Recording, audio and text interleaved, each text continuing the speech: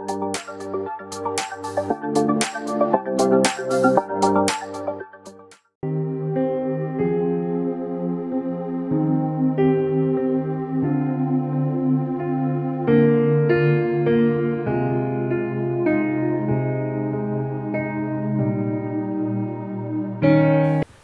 Lord. पुन्हा एकदा सर्वांचं मनःपूर्वक स्वागत. पास्टर मनोज तेलोरे मिनिस्ट्रीज या यूट्यूब चॅनलमध्ये.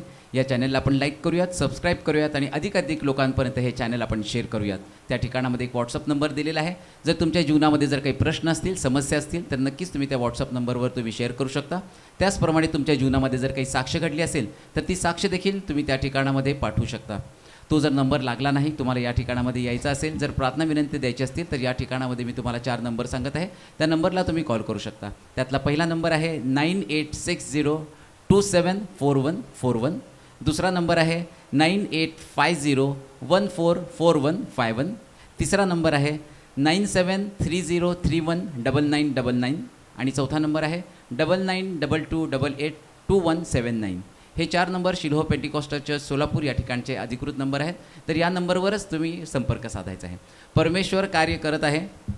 वसईच्या एका भावाने सांगितलं, साक्षी दिली त्यांनी, की त्यांच्या चुलत बहिणीला पॅरालिसिसचा अटॅक आला होता आणि मग तिला दवाखान्यात नेण्यात आलं आणि दवाखान्यात नेल्यानंतर त्या ठिकाणातून त्यांनी पास्टरांना फोन केला.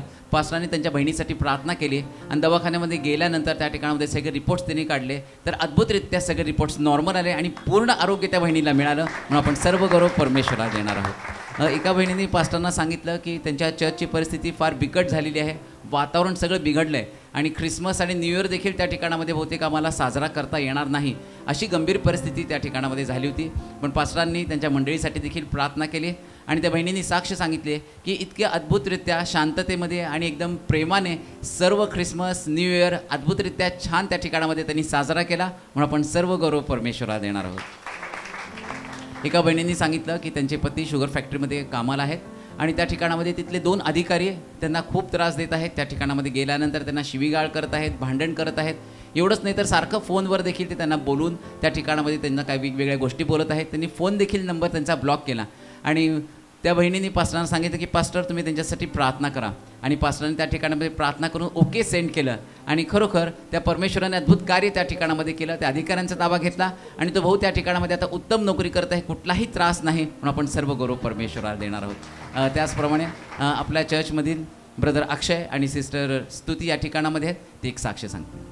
चर्च प्रभूच्या नावाला धन्यवाद असो. 10 डिसेंबरला 2024ला प्रभूने आम्हाला एक मुलगा दिला आणि ज्यावेळेला तो झाला त्यावेळेला त्याची शुगर एकदम म्हणजे कमी होती, 14 होती. नॉर्मली ती बाळांची 50 ते 70 या दरम्यान असते. आणि खरंच प्रभूच्या नावाला धन्यवाद असो की त्यांनी देवानी त्याला काही होऊ दिलं नाही. तो NICUमध्ये 3-4 दिवस ॲडमिट होता, पण तो नॉर्मली परत आला.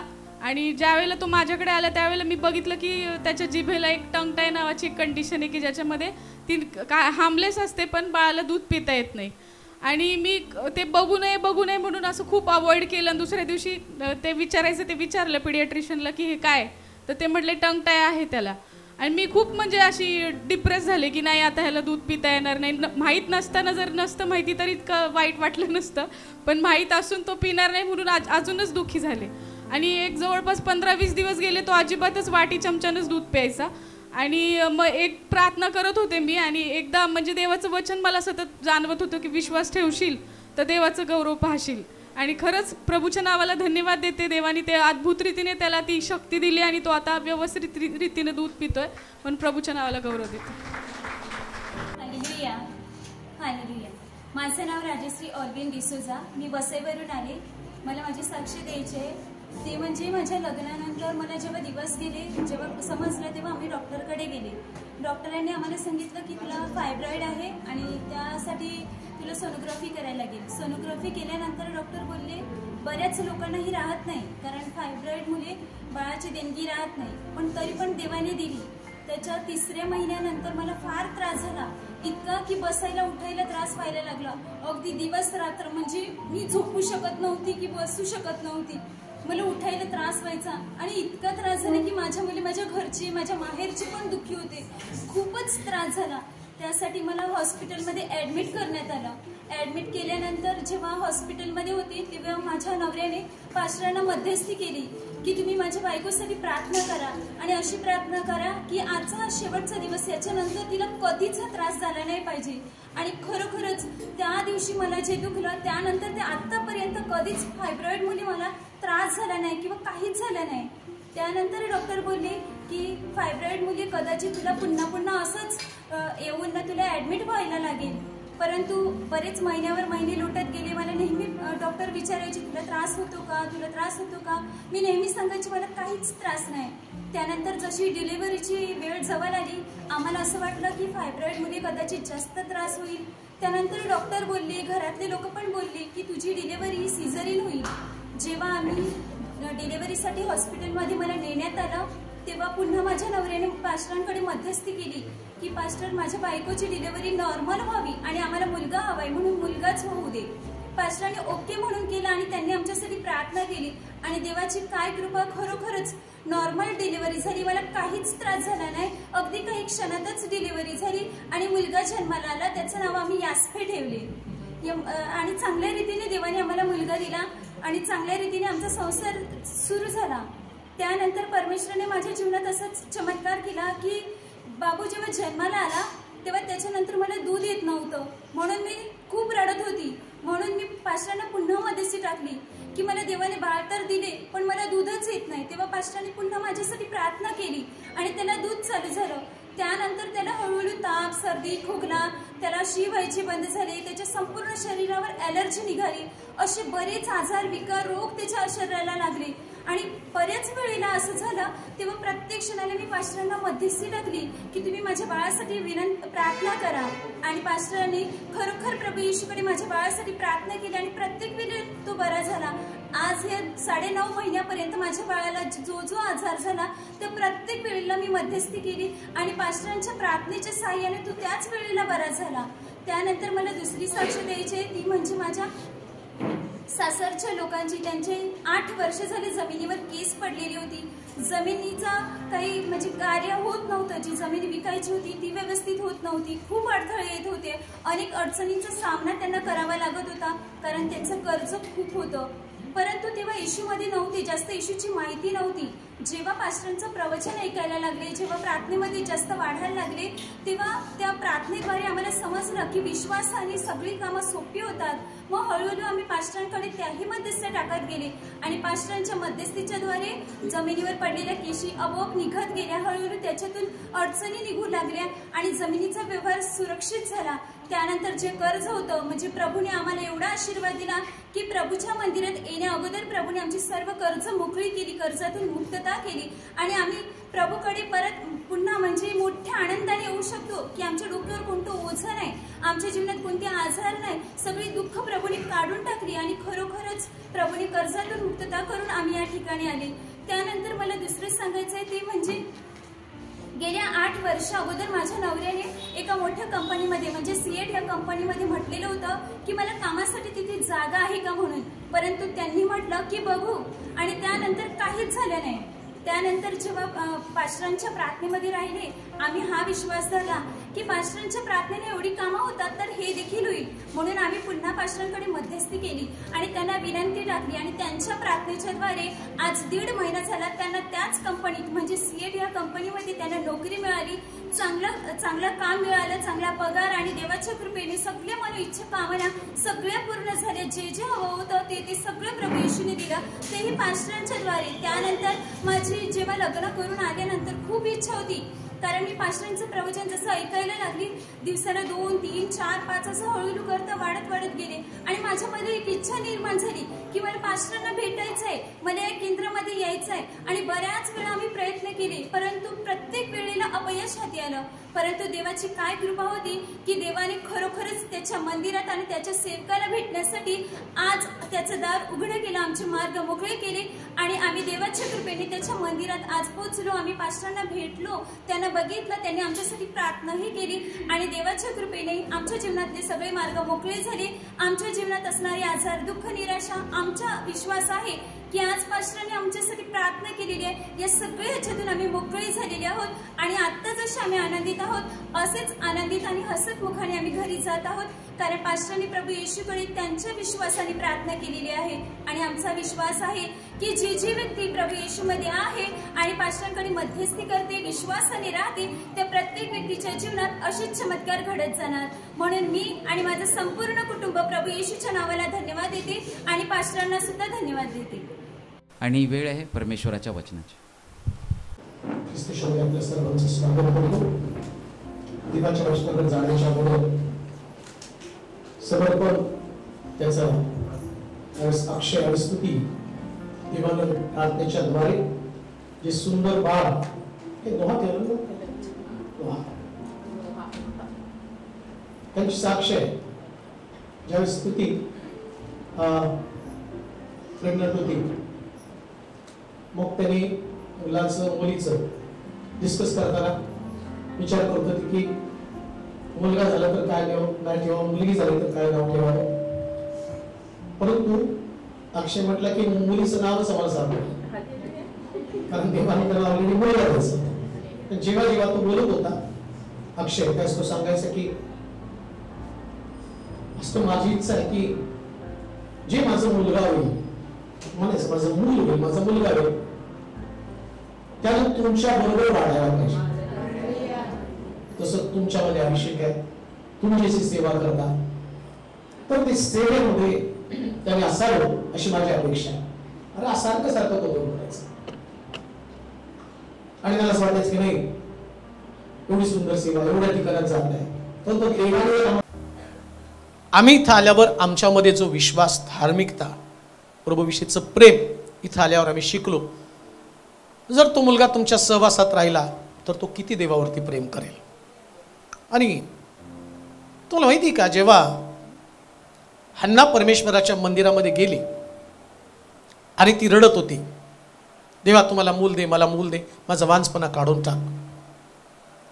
ती अनेक वर्ष रडली, पण देवानं तिची प्रार्थना तेव्हा नाही ऐकली. पण एक वाक्य ती बोलली, जर तुम्हाला मुलगा दिला तर मी तुझ्या सेवेला देऊन टाकेल.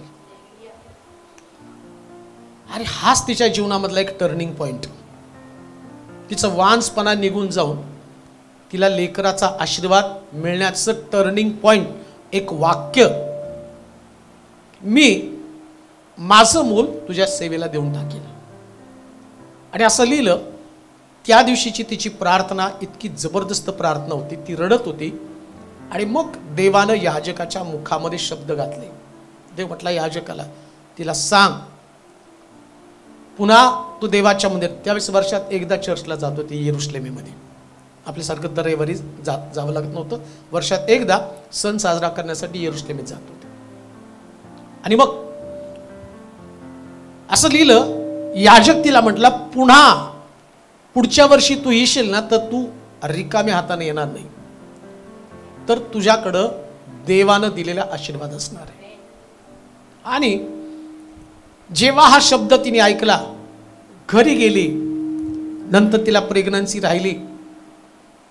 तिला खात्री होती बरं का, माझ्या गर्भामध्ये मुलगा आहे. का तर प्रभूला सेवेसाठी मी समर्पित करणार आहे. आणि हा गर्भ वाढण्यासाठी ही जी तिची प्रार्थना आहे, ही प्रार्थना त्या गर्भाला वाढवत होती. आणि असं वाढवलं, जन्माला आलेला मुलगा इस्रायल मधला पहिला याजक म्हणून तो जन्माला आला. बरं, याजक पण असा साधा सुद्धा नव्हता. असं लिहिलंय, जेव्हा इस्रायल लोकांनी राजा मागितला ना, त्या शमूएल देवाकडे जाऊन रडला आणि म्हटला, देवा हे लोक राजा मागत आहे, ऐका बरं का. त्यास देव त्याला म्हटला, अरे त्याने तुझा नाकार नाही केला, म्हणजे देवानं असा याजक दिला की देव त्या याजकामध्ये स्वतःला बघत होता. पण देवांनी दिलेलं जे उत्तम फळ, मला जास्त वेळ नाही त्याच्यात न्यायचं, कसं मला कुठला पण विषय निघाला की त्याच्यामध्ये देव अशा पद्धतीने चालवत असतो की असं वाटतं जाता जाता नवीन नवीन रिव्हिलेशन देत राहावं. परंतु आता त्याच्यामध्ये आपल्याला त्यांच्या बाळाचं समर्पण याच्यामध्ये जास्त इंटरेस्ट आहे. होतं त्यांना बरंच काही करायचं, पण मी म्हटलं करू नका, जरा जाऊ द्या व्हायरस, तो व्हायरस मी नेमका लहान लेकरांच्याच मागे हात धुवून लागलाय. तर माझा विश्वास आहे प्रभूनं दिलं. असं लिहिलंय शास्त्रामध्ये, येशू ख्रिस्ताचा जन्म झाला, त्याचे आई वडिलांनी मंदिरात नेऊन त्याचं समर्पण केलं. ही गोष्ट फार महत्वाची आहे. देवानं जे दिलं ते देवाच्या हाती समर्पित करावं. पहा, पुन्हा मी तुम्हाला सांगतो, ही एक पद्धत नाहीये. बऱ्याच वेळा आम्ही ख्रिस्ती आहोत म्हणून आम्हाला असं वाटतं की आमची लेकरं समर्पण करावी, म्हणजे लेकरू जन्माला आलं आता ख्रिस्ती आहे म्हणून तो एक विधी आहे. तो विधी नाहीये. समर्पण याचा अर्थ येशूच्या हातामध्ये सोपवणं. आता विचार करा, काय होतं माहिती का, बरीच समर्पण आपण करतो, येशूच्या हातामध्ये लेकरू सोपवलं, कुणाच्या हाती सोपवलं, आणि त्यानंतर लेकरूही दिसत नाही, आई वडील बी दिसत नाहीत. त्यांना समर्पणच कळलं नाही. त्यांना असं वाटतं की ख्रिस्ती पद्धत आहे, समर्पण करायला पाहिजे. तसंच बाप्तिस्म्याचं पण, नाही का, बाप्तिस्मा झाल्याशिवाय लग्न होत नाही. चर्चमध्ये लग्न करायचं तर पाळक म्हणतो की बाप्तिस्मा व्हायला पाहिजे, मग तो बाप्तिस्मा समर्पण या गोष्टी देवाबरोबर चालण्याचा करार असतो. हे सगळे करार आहेत. समर्पण हा पण करार आहे. काय करार आहे? तुझ्या हाती लेकरू दिलं, आता त्याला तू वाढवायचंय. आणि असं लिहिलंय शास्त्रामध्ये, येशूचं समर्पण झालं आणि त्याच्या पुढे असं लिहिलं, तो मनुष्य आणि देव याच्या कृपेमध्ये वाढला. मनुष्य आणि देव. आता काय होतं माहिती का, समर्पणानंतर लेकरं फक्त मनुष्याच्या कृपेमध्ये वाढतात. कृपा म्हणजे काय माहिती का, आतलं प्रेम. कृपा हा शब्द तुम्हाला तसा समजणार नाही. कृपा म्हणजे काय माहिती का, आतमध्ये एक प्रेमाची भावना असते. आई वडील लेकराचे मुखे घेतात ना, ती कृपा आहे. तुम्ही रस्त्यावरती छोटं बेकाराचं पोरग पण दिसायला सुंदर असतं, पण जाऊन पपी घेता का? नाही घेत. ती कृपा तुम्हाला येत नाही. पण तुमचं लेकरू काळा असू, शेमडा असू, मेकडा असू, आपोआप मुख्यावर मुखे घेता. आणि त्याला शेंबूड आला तर तुम्ही पुसता पण, नाही का. भिकाऱ्याचं पोरग बघितलं की काय म्हणता, काय शेमड आहे का, तर तुमच्या अंतःकरणात त्याच्याविषयी कृपा नसती. मी काय म्हणतो तुम्हाला, मनुष्याच्या कृपेमध्ये अजून, याचा अर्थ काय, तुम्ही जसं आहात तसं तुमच्या लेकराला स्वीकारता, तसं देवाच्या मंदिरामध्ये जसं आहे तसं घेऊन या, का तर त्याला देवाची कृपा मिळाली पाहिजे. काही आई वडील, लेकरू रडतं, बाहेर खुर्च्या आहेत, बाहेर खुर्च्या त्याच्यासाठीच मांडल्यात, वरती पण आपण बांधत आहोत, त्या छोट्या लेकरांसाठी स्पेशल कंपार्टमेंट करत आहोत. रडलं तर मागं जाऊन बसायचं त्यांना घेऊन, करत आहोत ते. का, आम्हाला माहिती आहे, काही नसलं तर एक गोष्ट ध्यानात ठेवा, गर्भाशयात असणारा योहानानं येशूला पाहिल्यावर गर्भातनं उडी मारली. तुमची लेकरं मंदिरात किती उड्या मारतील, किती उड्या मारतील. म्हणून ती देवाच्या घरामध्ये असणं गरजेचं आहे. समर्पणाचा अर्थ थोडक्यामध्ये मी तुम्हाला सांगितलेला आहे. समर्पणानंतर देवाची लेकरं देवाच्या मंदिरात वाढली पाहिजे. आम्ही म्हणतो समर्पित. आता अजून थोडक्या भाषेमध्ये कसं सांगावं, किती सांगावं, जाता जाता 5 मिनिटात सांगणं पण गरजेचं आहे, कारण त्या निमित्तानं सगळ्या लोकांना ऐकायला मिळतं, नाही का. परत हा काही विषय येत नाही. तुम्ही अर्पण करता, प्रत्येकाचं ऑफरिंग आहे, नाही का, त्याला म्हणतो आम्ही अर्पण, म्हणजेच ते समर्पण आहे. तुम्ही तुमचं ऑफरिंग दानपात्रात टाकल्यावर सोमवारी मागायला येता. काल 500 रुपये टाकले, पाळक साहेब आमचे आम्हाला द्या, येतं का कोणी मागायला? आणि मागायला तर त्याला मी गच्चील धरून बाहेर काढत, टाकलंच कशाला रे बाबा फुगीरपणा करायला, आहे का नाही. तसं समर्पण करताना लेकरं देवाच्या हाती देताना परत मागता ना. अर्पण केलं म्हणजे काय, देवा आमची लेकरं तुझ्या हातामध्ये सोपवली, आता लेकरं तू देवाच्या हातात सोपवल्यावर मागण्याचा अधिकार तुम्हाला काय. म्हणजे समर्पण करताना तुम्ही तुमच्या लेकरांना देवाच्या हातामध्ये देता. आणि एक गोष्ट मी तुम्हाला सांगतो, शास्त्रात असं लिहिलं की तो वीर आहे आणि तुमच्या लेकरांना बाणासारखा वापरणार आहे. आता नोहाचं समर्पण आम्ही करणार आहोत. त्याने कुठल्या उद्देशानं नाव नोहा ठेवलं मला माहीत नाही, परंतु एक गोष्ट मात्र मी सांगतो, जसं नोहानं आपल्या परिवारासाठी तारू तयार केला, तसा हा नोहा त्याच्या परिवारासाठी तारू तयार करण्याचं काम करेल. तारू तयार करण्याचं काम करेल. साधं सोपं नाव त्यांनी शोधलं, नाही का. कधी कधी काही नावं तर माझ्या लक्षात पण येत नाहीत, एवढे कॉम्प्लिकेटेड, जी पण ओळख नाही, नाही का. काही लोक मला फोनवर प्रार्थना करायला सांगतात, म्हटलं काय नाव, मग ते एवढं वेडवाकडं सांगतात. मी म्हणतो या बाळाला कुठं जी बोलत बसायची, एवढं कॉम्प्लिकेटेड नाव किती. बरं, तुम्ही जेवढी लेकरांची नावं कॉम्प्लिकेटेड, लेकरं तेवढी कॉम्प्लिकेटेड बनतील. साधं सोपं जे देवाच्या भयामध्ये त्यांना वाढवणं गरजेचं आहे. एक वचन वाचू, मार्काचं शुभवर्तमान त्याचा 10वा अध्याय आणि त्याची 13 पासून काही वचन. लहान मुलांना येशूचा आशीर्वाद.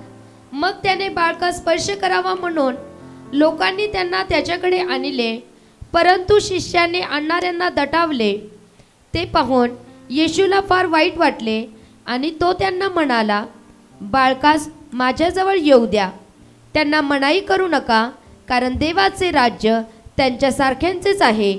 मी तुम्हास खचित सांगतो, जो कोणी या बाळकासारखा होऊन देवाच्या राज्याचा स्वीकार करणार नाही, त्याचा प्रवेश त्यात मुळीच होणार नाही.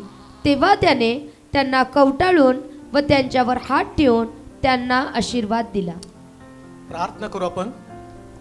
सामर्थ्यशाली देवा, ज्यावेळेस मनापासून तुझे आभार मानतो, तुला धन्यवाद देतो. स्तुतीला आणि अक्षयला नोहा नावाचं सुंदर बाळ दिलेलं आहेस. तुझ्या अभिवचनाला तू जागला. तुझ्या लोकांच्या ऋणामध्ये तू कधी राहिला नाहीस प्रभूजी. आणि तुझ्या वचनानुसार आज आम्ही ऐकलं, जसं प्रभू येशू ख्रिस्त त्याचा जन्म झाला त्यावेळेस त्याच्या आईनं देवाच्या मंदिरात नेऊन त्याचं समर्पण केलं. आज येशूच्या बरोबर जसं ख्रिस्तानं बाप्तिस्मा घेतला, ख्रिस्ताचं समर्पण झालं.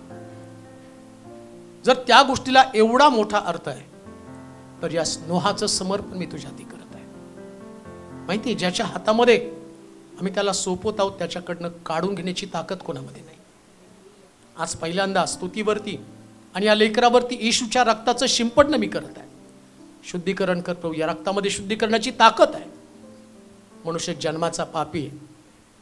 त्याच्या आईने गर्भधारण केलं तेव्हापासून तो पापी. गर्भधारण एक पाप रूपानं आमच्या शरीरामध्ये राहतं, परंतु प्रभू येशू ख्रिस्त सांडलेल्या रक्ताच्या द्वारे आमचं शुद्धीकरण करतो. जेव्हा आम्ही शुद्ध होतो, या शुद्धतेमुळं आम्ही सुरक्षित राहतो. प्रभू या लेकराला सुरक्षित कर. त्याला तुझ्या भयामध्ये, ज्ञानामध्ये, मनुष्य आणि देव याच्या कृपेमध्ये वाढव देवा. जसा तो वाढेल, प्रभूची कृपा अनुग्रह त्याच्यावरती वाढू दे. आज पुन्हा एकदा स्तुतीला अक्षयला मी तुझ्या हाती सोपवतो. आज त्यांनी तुझ्या मंदिरात त्याला आणलं, परंतु हे आणून समर्पण करणं पुरेसं नाही. तर रोजच्या दिवसामध्ये मोशेच्या आईनं जसं त्याला बाळकडू पाजलं, इब्र्याच्या घरात तू वाढतोस, मिस्त्र्याच्या घरात तू वाढतोस, पण तू मिस्त्री नाही, तू इब्री आहेस. याच पद्धतीने त्याला वाढवण्यासाठी कृपा पुरव. नोहाला मी तुझ्या हाती सोपवत आहे. नावाप्रमाणे तारू बांधणारा त्याला बनव माझ्या देवा.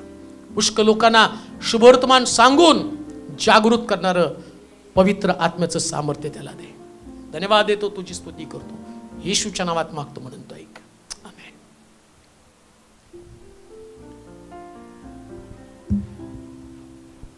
करतो. धन्यवाद देतो प्रभूला. अद्भुत रीतीनं देव अनेक चांगल्या गोष्टी करते. पुण्यावरून बरेच लोक आलेत, मला वाटतं टीमच आली नाही का. बऱ्याच दिवसापासून त्यांची इच्छा होती की एकदा तरी भेट द्यावी. सिस्टर चक्रनारायण त्यांचा सारखा मेसेज येत होता, मार्ग मोकळे करा, आम्हाला तुमच्या चर्चला यायचं आहे, आराधनेची संगती आम्हाला उपभोगायची. आणि देवानं त्यांचे मार्ग मोकळे केले. पुष्कळ लोक जे आज इकडं आलेले आहेत, त्यांच्या अनेक दिवसाच्या प्रार्थना होत्या, आम्ही इथे यावं, देवाच्या उपस्थितीचा अनुभव घ्यावा. खूप चांगली गोष्ट आहे. देवाच्या वचनाच्या द्वारे आमच्या अंतःकरणाचं कठीण पण जातं, आमच्यामध्ये विश्वास निर्माण होतो, देवाची संगती, देवाचा सहवास आम्हाला अनुभवायला मिळतो. आणि सगळ्यात मोठी गोष्ट, प्रभूच्या बरोबर चालत असताना आम्ही करेक्ट आहोत का हे आम्हाला समजतं. कारण असं लिहिले, तुझं वचन म्हणजे तुम्ही अंधारात तर चालत नाही, चुकीच्या मार्गाने चालत नाही का, हे देवाचं वचन आम्हाला समजतं. बऱ्याच वेळा काय होतं माहिती का, वचन नसल्या कारणानं ज्या प्रकाशामध्ये आम्हाला चालायला पाहिजे, म्हणजे ज्या मार्गाने चालायला पाहिजे, पुष्कळ दिवस आम्ही भटकतो आणि कळतं अरे आम्ही मार्ग भटकलो. तुम्हाला माहिती का, प्रभू येशू ख्रिस्त पुनरुत्थान झाल्यावर येशूचे 2 शिष्य यरुशलेम सोडून अम्माऊच्या वाटेकडे जायला निघाले. बरं, ते शिष्य आहेत आणि त्यांच्याकडे पवित्र शास्त्र सुद्धा होतं. बरं का, शास्त्र होतं त्यांच्याकडं, कारण येशूनं शास्त्रातनं उलगडा करून त्यांना सांगितलं. त्याचं मरण, त्याचं पुनरुत्थान, या सगळ्या गोष्टी शास्त्रातनं सांगितल्या. बघा आता, शिष्य असून त्यांनी मार्ग चुकीचा धरला, अम्माऊसकडे गेले. मग येशूनं येऊन त्यांना त्या वचनाचा उलगडा करून सांगितला आणि मग त्याच रात्री त्यांचं मन बदललं आणि ते अम्माऊसकडनं पुन्हा यरुशलेमकडे आले. ही गॅरंटी धरू नका की तुम्ही चालला तो मार्ग एकदम करेक्ट आहे, तुम्ही ज्या मार्गाने चालला तो मार्ग एकदम करेक्ट आहे. काय होतं माहिती का, अशा प्रकारे अंधारात तीर मारत मारत आम्ही कुठंतरी ठेच घालतो. म्हणून देवाच्या वचनाची गरज आहे. जर देवाचं वचन तुम्हाला मार्गदर्शन नसेल, तुमची बुद्धी, तुमचे विचार तुम्हाला मार्गदर्शन करतील आणि तुमच्या विचारानं तुम्ही स्वर्गाच्या राज्यात कधीच पोचू शकणार नाही, कधीच नाही. हो, पोचण्याचा प्रयत्न तुम्ही कराल पण नाही पोचू शकाल. असं लिहिलंय शास्त्रामध्ये. पुष्कळ जण आतमध्ये जाण्याचा नेटानं प्रयत्न करतील, पण कसं काय, एवढं नेट लावून पण तो म्हणतो, तुम्ही नेट लावणं म्हणजे फोर्स, ताकद, सगळी शक्ती, सगळी फोर्स एकत्र करून आतमध्ये जाण्याचा प्रयत्न कर, पण त्यांच्याच्यानं जावणार नाही. का जावणार नाही, काय कारण आहे? जाण्यासाठी जी आमच्या जीवनातली अडखळणं आहेत. जायचं तर स्वर्गामध्ये, पण वचन तुम्हाला कापायला सांगतं, हे नको, ते नको, ते नको, काटछाट, पण ते सोडायचं नसतं. आणि काय होतं माहिती का, आम्हाला वाटतं साधारण गोष्ट आहे, तिच्याकडे काय एवढं लक्ष द्यायचं आहे, देव कुठे या गोष्टीकडे लक्ष देणार आहे. जसं मी पाहतो, प्रभू येशू ख्रिस्त शिमोनाच्या घरी जेवायला गेला, मग मरिया आली, त्याच्या पायावरती अलाबस्त्र कुपी टाकली, फोडली आणि मग त्याचे पाय अश्रूने धुवून टाकले. आता बघा बरं का, शिष्य येशूचा शिष्य तो काय म्हणतो, एवढ्या मोठ्या पैशाची नासडी कोण विचार करतं हा? मग आता 3.5 वर्ष काय शिकला हा? मग प्रभू येशू ख्रिस्त त्याला काय म्हणतो, अरे गोरगरीब नेहमी तुमच्या. सांगण्याचं तात्पर्य, फोकस कोण आहे? प्रभू येशू ख्रिस्त. फोकस काय ती दान कोशाची पेटी नाही. आज जर तुम्ही बघितलं तर मंदिरात सगळ्यात मोठं भांडण दान कोशाची पेटीच, सगळ्यात मोठं भांडण तेच आहे. मुख्य भाग काय? सुवार्ता प्रसार, आत्मे जिंकणं, देवाच्या राज्यामध्ये लोक गोळा करणं. परंतु आज जर आम्ही पाहतो, या शिष्यांचे सुद्धा मार्ग भरकटून गेले, त्यांच्या मार्गामध्ये प्रकाश त्यांना मिळाला नाही. पुन्हा मी तुम्हाला सांगतो, पुष्कळ विश्वासणारे खाली राहणार आहेत. काय बोलताय का बरं का, पुष्कळ विश्वासणारे. मी विश्वासणारे हा शब्द वापरत आहे, मी जगातल्या लोकांसंबंधानं बोलत नाही. अहो, कदाचित असं लिहिलंय, 2,000 रुपये ज्याला मिळाले ना त्याला 2,000चा हिशोब घेणार आहे. विश्वासणारे म्हणजे ज्यांना 5,000 मिळालेले आहेत. 2,000 ज्यांना मिळाले त्यांना 2,000चा हिशोब, आणि ज्याला 5,000 मिळाले त्यांच्याकडनं कितीचा हिशोब घेतला जाईल? 5,000चा. जेवढं मिळालं तेवढाचा हिशोब घेतला जाणार आहे ना. असं नाही काटछट करणार आहे. तो म्हणतो ठीक आहे, काय बाबा तू 5,000चे काय केले, तेव्हा 6 केले चालतील का? नो, 6 नाही, 5.5 नाही, 6.5 नाही, 7.5 नाही, 8.5 नाही, 9.5 नाही, 5चे तुम्हाला किती करावं लागेल? 10च करावं. कसं होणार? होणार कसं हे? हो, फार कठीण आहे नाही का? आणि त्याच्यासाठी नेमकं काय केलं पाहिजे? पुष्कळ जण आतमध्ये जाण्याचा प्रयत्न करतील, पण त्यांच्याच्यानं जावणार नाही. आतमध्ये जायचंय. बघा, स्वर्गाच्या राज्याचा रस्ता कसा आहे हो? तुमच्याकडनं कळू द्या मला. कसला आहे बोला की जोरात. अरुंद म्हणजे कसला? छोटा. मग छोट्या रस्त्यावरती जास्त बोचके चालतात का? थोडक्या भाषेमध्ये मी तुम्हाला सांगते की तुम्हाला टेकडी चढायची, काय म्हणतात, नाही क्लाइम्बिंग काय ते काय म्हणतात, पर्वत चढायचा. हां, पर्वत चढायचा नाही का. बरेच लोक चढतात सिंहगड. आता सिंहगड आपला साधा झाला, कोण पण चढतात तिथं. हिमालय पर्वत चढायचा आहे आणि त्याच्यावरती तुम्ही 20 किलो तांदळाचं पोतं, 10 किलो गहू, 5 किलो तेलाचा डबा एवढं पाठीवर घेऊन चढता येईल का हो? सगळं कमी कमी कमी कमी कमी. आता चढताय काय तुम्ही? अहो तो तर स्वर्ग आहे. हिमालय चढताना जेवढी बोचकी कमी करता येईल तेवढे कमी करावे लागतात. स्वर्गात जायचंय, एवढी बोचकी घेऊन कशी जाता येईल हो? पुष्कळ बोचकी आमच्या डोक्यावरती, खांद्यावरती पुष्कळ बोचकी. रात्री झोपताना प्रार्थना काय? आला तर म्हणता का नाही? गॅरंटीच नाही नेईल म्हणून तर काय प्रार्थना तरी करणार. रात्री प्रभू आल्यावर आम्हाला घेऊन जा. अरे बाबा, स्वर्ग जो आहे तो स्वर्ग नीतिमान लोकांचा, धार्मिक लोकांचा. धार्मिक म्हणजे काय? धार्मिक देवाच्या वचनानुसार जीवन अनुसरणं म्हणजे धार्मिक. ऐका बरं का, धार्मिक म्हणजे नुसती प्रार्थना नाही, धार्मिक म्हणजे नुसतं गीत गाणं नाही, धार्मिक म्हणजे प्रीचिंग पण नाही, धार्मिकता या गोष्टीशी संबंधितच नाही. धार्मिक म्हणजे तुमचं वर्तन, तुझं वचन. म्हणजे काय? मी तुझ्या वचनाच्या प्रकाशामध्ये चालतो. कोणाच्या प्रकाशामध्ये चालतो? पुन्हा मी तुम्हाला सांगतो, जर देवाच्या वचनानुसार तुम्ही चालत नसाल तर स्वर्ग राज्य विचार पण करू नका. स्वर्ग राज्य ही आमची गरज आहे. मग ही गरज कशी भागणार? हा सुंदर संदेश आहे. एक वचन पवित्र शास्त्रामध्ये असं म्हटलं, युगाच्या समाप्तीपर्यंत मी तुमच्या बरोबर आहे. आम्ही तुम्हाला काय सांगत आहे? तुम्हाला स्वर्गामध्ये जायचंय, पण कोणीतरी सतत मार्गदर्शक तुम्हाला आवश्यक आहे. सतत मार्गदर्शक आवश्यक आहे. त्याला पुण्याचे लोक सारखे म्हणतात की लवकर पुण्याला या, रोज त्यांचं रोज मेसेज, लवकर या लवकर या. का लवकर या? कारण त्यांना एक मार्गदर्शकाची गरज आहे. मार्गदर्शक जर वचन असेल तर लोक भरकटून जाणार नाहीत. या वचनाची ताकद आहे. जेव्हा परमेश्वराचं वचन आमच्याकडे असतं ना, ते परमेश्वराचं वचन आम्हाला पुढं आणि पुढे घेऊन जातं. तेव्हाच्या वचनाची ताकद आहे.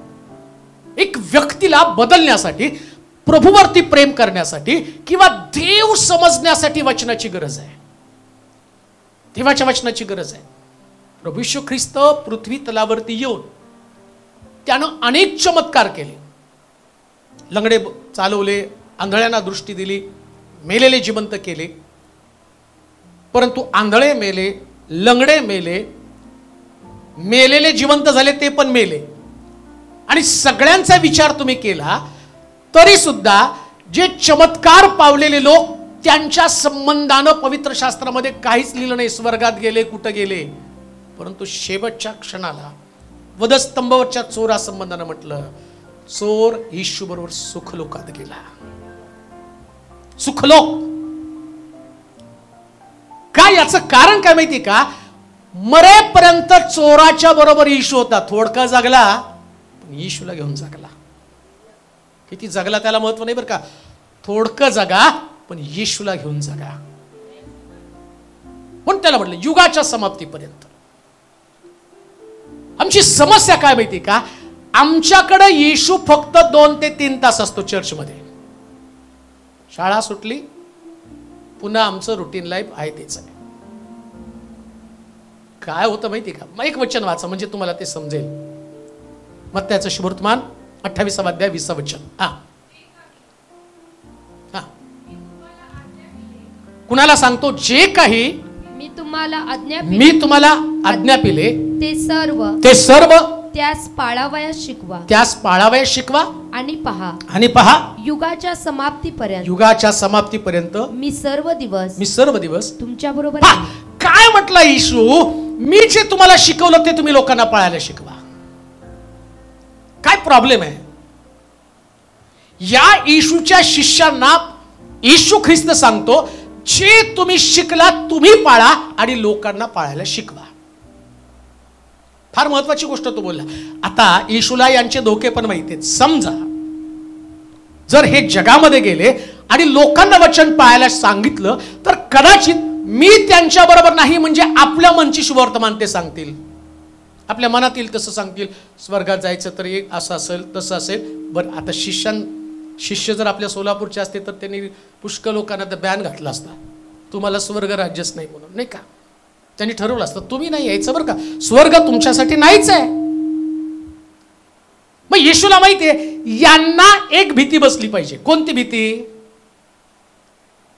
काय शब्द वापरला? जे काही नाही सर्व त्यास.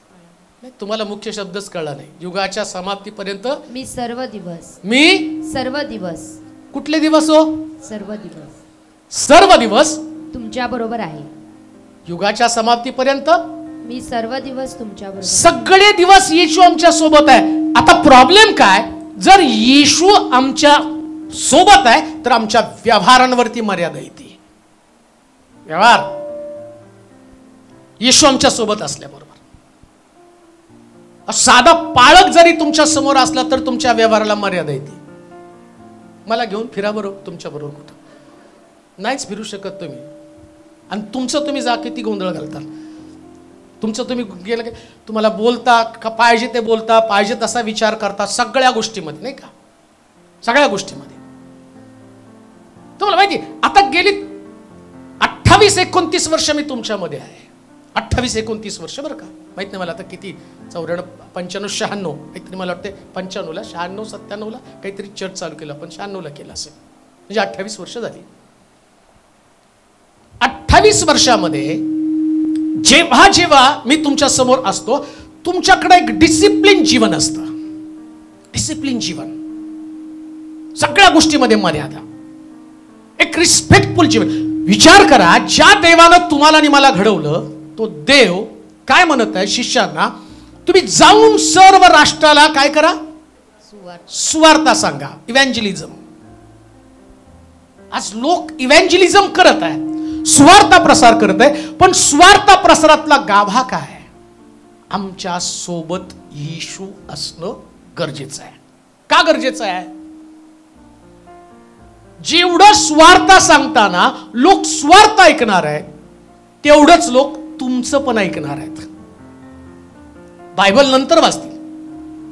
असं म्हटलं की गांधींना बायबल वाचल्यानंतर त्यांना असं वाटलं होतं की येशू एवढा चांगला आहे. ज्या गांधींना आम्ही पाहतो की डोंगरावरील प्रवचनाच्या द्वारे अहिंसेचा मार्ग तपासलेले गांधी, रेल्वेमध्ये बसल्यावर त्या डब्यामध्ये थुंकणाऱ्या माणसासमोर 10 वेळा ती थुंकलेली जागा पुसणारे गांधी, या गांधींना बदलणारं कोण होतं? तर देवाचं वचन. त्या व्यक्तीला देवाच्या वचनानं बदललं. मला असं म्हणायचंय, गांधी कुठं चर्चला जात नव्हते, गांधींना कोणी सुवार्ता सांगत नव्हतं, गांधीने बायबल वाचलं, परंतु कदाचित गांधीला सुवार्ता सांगणारा एखादा चांगला व्यक्ती भेटला असता तर महात्मा गांधी सुद्धा ख्रिस्ताकडे आकर्षित झाले असते.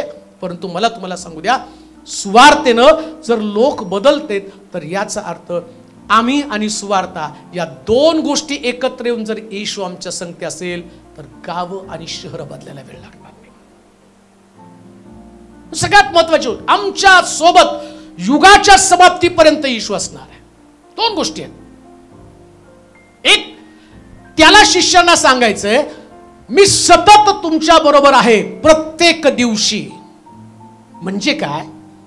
या कठीण जगामध्ये राहत असताना त्यांना माहिती एकटेपणाचा अनुभव येणार आहे. एकटेपणा सगळ्यात भयानक असतो. सेवकांना, शिष्यांना तो एकटेपणा किती भावणार होता त्यांच्या लक्षात आलेला आहे. जेव्हा प्रभू येशू ख्रिस्त धरून दिला, मारला गेला, कबरेमध्ये पुरला आणि त्यानंतर त्यांची खरी कसोटी सुरू झाली. शाऊल त्यांच्या फरमान घेऊन निघाला, ख्रिस्ती लोकांच्या छळाचं डांबून मारायला लागला.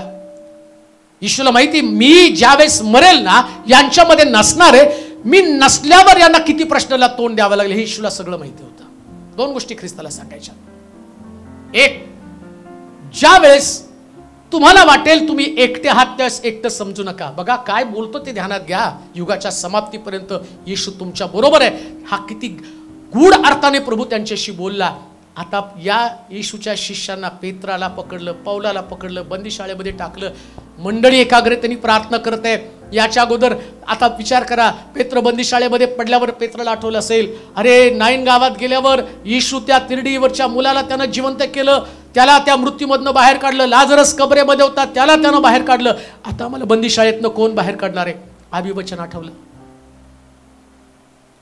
सर्व दिवस तुझ्या आयुष्याचे युगाच्या समाप्तीपर्यंत मी तुझ्या बरोबर असेल. इकडं पेत्र जोशानं प्रार्थना करू लागला, मंडळी पण जोशानं प्रार्थना करू लागला. देव त्यानं अभिवचन आठवलं, दूताला पाठवलं आणि पेत्राची बंदीशाळेतनं सुटका केली. लक्षात ठेवा, ज्यास प्रभू तुम्हाला सांगतो युगाच्या समाप्तीपर्यंत मी तुझ्या बरोबर आहे, तो 100% आमच्या बरोबर आहे. कुठेही जा, कुठेही जा, वचन घेऊन सांगत असताना देव तुम्हाला सोडतच नाही. हो, कोणत्याही परिस्थितीमध्ये देव तुम्हाला सोडणार नाही. आणि म्हणून प्रभू आमच्या बरोबर आहे. तर पहिली गोष्ट, आम्ही कमजोर स्वतःला समजायचं नाही. कमजोर समजू नका स्वतःला. कोणी तुमच्या सोबत नसलं तरी येशू पुरेसा आहे. म्हणून पेत्र म्हटलं, माझ्याकडं सोने रुपये जे आज आमच्याकडे सोनं रूप असेल पण येशू नसेल, पण तुमच्याकडे सोनं रूप नसेल पण येशू असेल, नाम ही काफी आहे. हालेलुया. नावच पुरेसं आहे. हो, हा, कुठला प्रवीण आहे का? हा, फिट झाल्यावर तो मला असं वाटायला लागलं, मी मन तू कशाला मरतो रे, सेवा करायची तुला आहे की नाही, बोललो का नाही तुला? नाही, मला असं वाटायला मला तर, अरे कसा मरशील, तुझ्या बरोबर देव आहे, अग्नीतनं चालशील तेव्हा मी, फिट्स साधी गोष्ट आहे, त्याच्यातनं प्रभू. आणि त्याला एवढा जोश आला, अकाउंटवर माझ्या 20,000 रुपये पडले. प्रवीण, म्हटलं कोण प्रवीण आहे बाबा? नुसतं प्रवीण नाव आलं तिथं. मग नंतर त्याचा मेसेज पडला, पैसे मिळाले का? म्हटलं कसले? तो म्हटलं मी पाठवलं. अरे तू हॉस्पिटलमध्ये, तुला पैशाची गरज, तू कशाला पाठवलं? नाही, देवाला द्यायचंय, देव मला वाचवणार आहे. देवाच्या मंदिराच्या बांध. लक्षात ठेवा, जेव्हा प्रभू तुमच्या बरोबर असतो ना, त्यास कळत आता जीवन सार्थकी लागलं. म्हणून पेत्र म्हटलं, सोनं रूप काही नाही, मग काय आहे? येशू. डॉक्टरनं काय काय सांगा ना, डॉक्टरचं कामच आहे तो तुमच्या शरीरातलं सगळं काढून, हे असं ते तसं नाही का. वायरमनला बोल, इथं फॉल्ट झालाय, याच्यामुळे शॉर्ट सर्किट होतो, मग काढ ना ते. नाही, वायरी बदलावं, तू वायरी बदल. माझा देव काही न बदलता अद्भुत रीतीने सगळं काही चेंज करून तुमच्या जीवनामध्ये सगळं रूपांतरित झालेलं जीवन तुम्हाला बहाल करत असतो. युगाच्या समाप्तीपर्यंत मी तुमच्या बरोबर आहे. पण शेवटापर्यंत देव आमच्या संगती असणं गरजेचं आहे. कसं राहणार देव आमच्या संगती?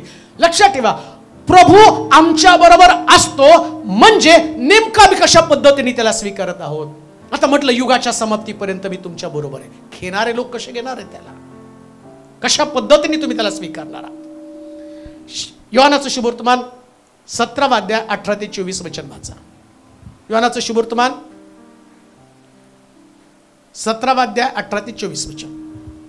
जसे तुम्हाला जगात पाठविले, जसे तुम्हाला जगात पाठवलं, तसे मीही त्यांना जगात पाठविले, जगात पाठविलं, आणि त्यांनीही सत्यात समर्पित व्हावं, म्हणून मी त्यांच्याकरिता स्वतःला समर्पित करतो. मी केवळ त्यांच्यासाठी नाही, तर त्यांच्या वचनावरून जे माझ्यावर विश्वास ठेवतात त्यांच्यासाठी सुद्धा विनंती करतो की त्या सर्वांनी एक व्हावे, एक व्हावे हे माझ्या बापा, हे माझ्या बापा, जसा तू माझ्यामध्ये जसा तू माझ्यामध्ये व मी तुझ्यामध्ये, मी तुझ्यामध्ये, तसे त्यांनीही त्यांनी सुद्धा तुझ्या माझ्यामध्ये तुझ्या माझ्यामध्ये एक व्हावे, एक व्हावे, कारण तू मला पाठविले, कारण तुम्हाला पाठवलं, असा विश्वास जगाने धरावा. असा विश्वास जगानं धरावा. तू जे गौरव जे गौरव मला दिले आहे मला दिले आहे ते मी त्यांना दिले आहे, ते मी त्यांना दिले आहे, यासाठी की जसे आपण एक आहोत जसे आम्ही एक आहोत तसे त्यांनीही एक व्हावे, तसे त्यांनीही एक व्हावे, म्हणजे मी त्यांच्यामध्ये व तू माझ्यामध्ये, यासाठी की त्यांनी एक होऊन पूर्ण व्हावे. आणि त्यावरून जगाने समजून घ्यावं की तू मला पाठवलं आणि जशी तू माझ्यावर प्रीती केली तशी त्यांच्यावरही प्रीती केली. हे माझ्या बापा, माझी अशी इच्छा आहे की तू जे मला दिले आहे त्यांनीही जेथे मी आहे तेथे माझ्याजवळ असावे. काय म्हटला?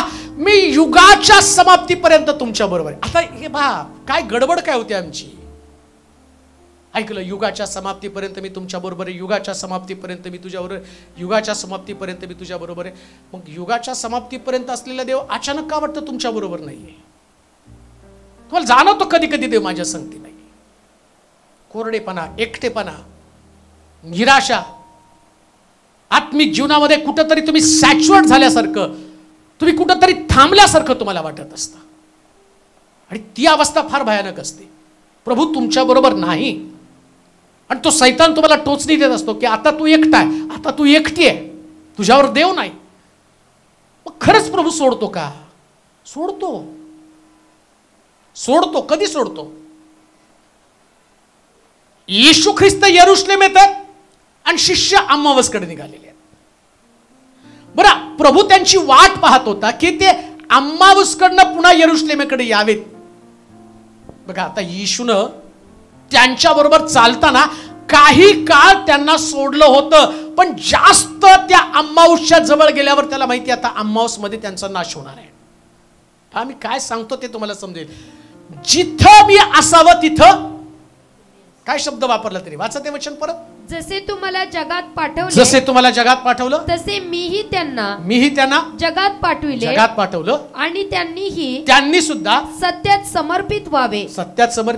म्हणून मी त्यांच्याकरिता नाही स्वतःला समर्पित करतो. जिथं मी आहे तो म्हणजे मी त्यांच्यामध्ये व तू माझ्यामध्ये, यासाठी की त्यांनी एक होऊन पूर्ण व्हावे. नाही, हा, तू जे मला दिले आहे त्यांनीही जेथे मी आहे तेथे माझ्याजवळ असावे. तो काय म्हटला? युगाच्या समाप्तीपर्यंत मी सर्व दिवस तुम्हाला. तो म्हटला सगळे दिवस माझ्यावर. आणि आता तो काय म्हणतो माहिती का? जिथं मी आहे तिथं. म्हणजे येशू तुमच्यावर कुठं पण पाण्याच्या टपरीवर येईल, दारूच्या गुत्त्यावरती येईल. अहो, प्रश्न तोच आहे. काय म्हटला तो? युगाच्या समाप्तीपर्यंत सर्व दिवस तुमच्या बरोबर आहे. बघा, येशू सगळे दिवस आमच्या बरोबर असावा. पण आम्हाला कधी वाटतं माहिती का? तो आम्ही बेडवरती पडलो, अंथरुणावरती पडलो, मरायला लागलो, प्रभू बाळक साहेब जरा प्रार्थना करा, मला उठव. अरे, तो म्हटलं ना, जिथं मी आहे तिथं तुम्ही माझ्या बरोबर असलं पाहिजे. चालता चालता मरीचा आणि येशूच्या नातेवाईकांचा येशू बरोबरचा हात सुटला असं लिहिलंय. आणि येशू कुठं गेला? मंदिरामध्ये जाऊन देवाचं वचन, त्याची घोषणा करण्यासाठी बसलेला देवाच्या मंदिरामध्ये गेला. आणि मग यांनी शोधाशोध केली की येशू कुठे आहे. मग त्यांना कळलं येशू हरवला. ते गेले आणि चिडले, रागावले आणि बाहेरून निरोप पाठवले, येशूला सांग त्याचे आई वडील त्याचा शोध घेत आहे. आतून तातडीचा निरोप आला, येशू तुझे आई वडील बाहेर आहेत आणि त्यांनी तुला विचारत आहे. त्यास येशू म्हणतो, कोण माझी आई, कोण माझे भाऊ? हे समोर बसले, तीच माझी आई, तीच माझा भाऊ. शास्त्रात असं लिहिलं. येशू त्यांना म्हटला, तुमच्या लक्षात कसं येत नाही मी माझ्या बापाच्या घरामध्ये असावं? युगाच्या समाप्तीपर्यंत तो तुमच्या बरोबर असणार आहे, पण जिथं येशू तिथं तुम्ही असलं पाहिजे. येशूला सोडून कसं जाणार? तो असल्या प्रकारचा देव नाही निर्लज्ज की तुम्ही कुठेही गेला आणि त्याला दुर्लक्ष करून तुला यायचं तर ये, नाही तर मी चाललो. ते बाकीच्या ठिकाणात चालतं. तुम्हाला यायचं तर या, नाही तर ते बाकीचे नाही. तो खूप रिस्पेक्टेड आहे. काना गावामध्ये त्याला लग्नाचं निमंत्रण होतं. येशू स्वतः नाही गेला, त्याला निमंत्रण दिलं. लक्षात ठेवा, जरी त्यांनी अभिवचन दिलं, मी युगाच्या समाप्तीपर्यंत तुमच्या बरोबर आहे. हे सांगण्याचं तात्पर्य काय माहिती का? तुम्हाला माहिती असलं पाहिजे तो तुमच्या बरोबर चालण्यासाठी इंटरेस्टेड आहे. त्याला वाटतं तुमच्या बरोबर चाला, त्याला वाटतं त्याची उपस्थिती तुम्हाला दा. म्हणून मोशे त्याने इतका भारी निर्णय घेतला. तो देवाला प्रार्थना करताना काय म्हणतो माहिती का? तू आला नाही तर मी इथून पुढं. मोशेने रिस्पेक्ट दिला. आता बघा, देव त्याला इतका धोक्याचा इशारा देतो. म्हणजे अरे मला तुझ्या बरोबर यायचंय, तर मी जर आलो तर आणि मला जर पाहिलं तर तू मरशील, तू मरशील. आता मरण हा शब्द ऐकल्यावर त्यानं एकदम ब्लँक व्हायला पाहिजे. ठीक आहे प्रभू, माझ्या बरोबर नको, दुसरं काहीतरी चिन्ह मला दाखव. पण तो मरायला तयार झाला, कारण त्याला माहितीये संगती देव असल्यावर मरण ही कल्पनाच असू शकत नाही. कसं मरणार आहे देव प्रभू असल्यावर? मरू शकत नाही. त्याला माहितीये या देवानं सृष्टी निर्माण करताना शब्द बोलून तिच्यामध्ये जीवन घातलं. जीवन घातलेला देव आहे, मग तो कसं काय मारेल मला? म्हणून मोशे म्हटला तू माझ्या बरोबर यायलाच पाहिजे. आत्मिक जीवनामध्ये अर्थ काय आहे? जेव्हा प्रभू तुमच्या बरोबर चालतो तेव्हा आपोआप तुमच्यातली दैहिकता मरून जाते. देहानं नाही तुम्ही पाहू शकत. जर तुमच्यामध्ये दैहिक जीवन असेल तर तुम्ही आत्मिक नेत्रांनाच प्रभूला पाहणार आहे. दैहिकता तुम्हाला देवाला कधी पाहता येणार नाही. दैहिकता तुमच्यामध्ये असेल, जेवढं तुम्ही दैहिक जीवन जगाल, जेव्हा तुम्ही देहाला समर्पित व्हाल, देहाची इच्छा पूर्ण कराल, जेव्हा देहाची इच्छा पूर्ण करता त्यास पवित्र आत्मा तुमच्यातनं निघून जातो. पवित्र आत्मा आणि येशू हे दोन्ही पण तुमच्यातनं निघून जातात. मग इथं प्रभू येशू ख्रिस्त काय म्हणतो माहिती का? जसं आपण एकमेकांमध्ये आहोत तसं त्यांनी सुद्धा जिथं मी आहे तिथं त्यांनी असलं पाहिजे. आज सकाळी हाच प्रश्न आमच्या समोर आहे. जिथं येशू आहे तिथं आम्ही आहोत का? लक्षात ठेवा, तुम्ही मंदिरात आहात म्हणजे येशू मध्ये आहात असं नाही. मंदिरात तर सगळेच आलेले आहेत, सगळेच मंदिरामध्ये आहेत. यात काही तंबाखू खाणारे असतील, यात का वाईट बोलणारे लोक असतील, शब्द घातक असतील, यात काही पापकर्म करणारे लोक असतील, यात काहींना ख्रिस्ताची ओळख नसेल, काहींचा बाप्तिस्मा सुद्धा झालेला नसेल. आणि बायबल सांगतं की बाप्तिस्म्याशिवाय स्वर्गराज्य कोणाला नाही. मग आता विचार करा, सगळे तर मंदिरामध्ये आहेत पण वचनात किती आहेत? तुम्ही ख्रिस्तामध्ये आहात म्हणजे त्याच्या वचनामध्ये. आता तुम्ही देवाच्या वचनामध्ये आहात याचा उलगडा कसा होणार आहे? मी प्रभूमध्ये आहे. हा लक्षात ठेवा, सैतान तुमच्या डोक्यात एक कल्पना घालतो, तुम्ही आहे तसे आहात, तुम्ही देवात आहात, तुम्ही देवात आहात, तुम्ही देवात आहात. हे सांगतो कोण माहिती का? सैतान. आता बघा, यरुशलेम सोडून अम्माऊसच्या वाटेकडे जाणारे येशूचे शिष्य, या शिष्यांना घेऊन जाणारा कोण होता? चला बघा तिथं, आणि आता येशू उठलेला आहे, येशू उठला, आणि येशू उठला ही जर बातमी आपण याची चर्चा केली तर लोक पकडून आपल्याला मारतील. आणि मग ते म्हटले नको थांबायला, तिथं गेले. आता विचार करा, हे यांना कोण घेऊन गेले? धार्मिक तर आहेत, ते धार्मिक आहेत, शिष्य आहेत येशूचे, पण त्यांच्या आतल्या मनुष्यानं, मी आतल्या मनुष्या संबंधानं, लक्षात ठेवा आत्मिक जीवन हे आतलं आहे बरं का, बाहेरूनच नाही. नेहमी आत्मिक जीवन हे आतलं असतं. आत्मिक आतमधला मनुष्य, बाहेरचा मनुष्य नाही. तुमचा बाहेरचा मनुष्य तुम्हाला नरकातच नेणार आहे, पण तुमचा आतला मनुष्य जो आहे ना, तो पवित्र आत्मा त्याला आतमध्ये शिकवत असतो. आणि आतमध्ये पहा काय डोक्यात चाललं ना, हे बाहेरून कुणाला कळत नाही. आता इथं सगळे आपण बसलो ना, तुमच्या डोक्यात काही चाललं काही कळत नाही. तसं जर कळलं असतं तर इंदिरा गांधीला मारणारे तिचे असणारे अंगरक्षक, त्यांच्याबद्दल तिला कळलं असतं हे मारणार आहेत, कळत नाही डोक्यामध्ये काय चाललं. पण पवित्र आत्मा काय करतो माहिती का? या आतल्या मनुष्याला सारखं सांगत असतो, तुला माझ्या प्रेरणेनं चालायचंय. प्रेरणेनं म्हणजे मी सांगतो तसं. प्रेरणा म्हणजे नेमकं काय माहिती का? जसे तुमचे विचार तुम्हाला वाटतात. आता समजा मी या ठिकाणामध्ये बसलो, मला या ठिकाणामध्ये वाटताना, आता पुण्याच्या लोकांना पाहिलं, मला लगेच फिलिंग झाल्या, एवढे लोक एवढे लांबून येतात, आता पुण्याला जायला पाहिजे, तिथं पण चालू करायला पाहिजे, लोक माझी एवढी वाट बघतात. मग इथं माझे विचार, माझ्या डोक्यातले विचार, मला असं वाटतं पुष्कळ सोलापूरमध्ये सेवा झाली, 30 वर्ष भरपूर या लोकांनी ऐकलंय, 28 वर्ष देवाचं वचन ऐकलं. पुण्याची पण ते मान डोलवायला लागलेत पुण्याचे लोक. येऊ आता त्यांची पण वेळ आहे, त्यांना सुद्धा देवाचं वचन ऐकण्याची त्यांची गरज आहे. इथं माझा एक मन विचार करतं आणि समजा इकडं पवित्र आत्म्यानं सुद्धा तेच विचार घातले. 2 विचार एकत्र आल्यावर जेव्हा चाललं जातं ना, त्याला म्हणतात आत्म्याच्या प्रेरणे. जॉयस मेयर परवा फार सुंदर सांगत होते. ते म्हटले की मी सुरुवातीला ज्या चर्चमध्ये होते त्या चर्चमध्ये माझी अतिशय सुंदर सेवा चालू होती आणि ती सेवा चालू असताना नावलौकिक मिळत होता, पवित्र आत्मा काम करत होता, सगळं काही छान छान चाललं होतं. आणि एकदा देवाचा आत्मा तिला म्हटला की तुला आता इथं थांबायचंय आणि तुला आता मी सांगतो तिकडे जायचं. ती म्हटली एवढं सगळं मोठं चर्च सोडून कसं काय जायचं, एवढं सगळी मिनिस्ट्री सोडून कशी काय जायचं. तो म्हटला तुला थांबायचं नाही. आणि ती म्हटली मला असं वाटलं नाही नाही एवढं सगळं सोडून कसं काय जाणार. म्हटलं नाही तुला जावं लागेल. विचाराचं युद्ध चालू झालं. पवित्र आत्मा सांगायला तुला एक ठिकाण सोडून जायचंय, प्रभू तुला वापरत आहे.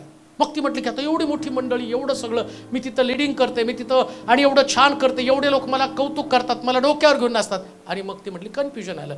आणि तेवढ्या देवाच्या आत्म्यानं तिला सांगितलं आणि तिने निर्णय घेतला आणि ती बाहेर पडली. ती होती त्या दिवशी जर मी देवाचं ऐकलं नसतं तर आज एवढे जगभर सुवार्ता प्रसार करू शकले नसते.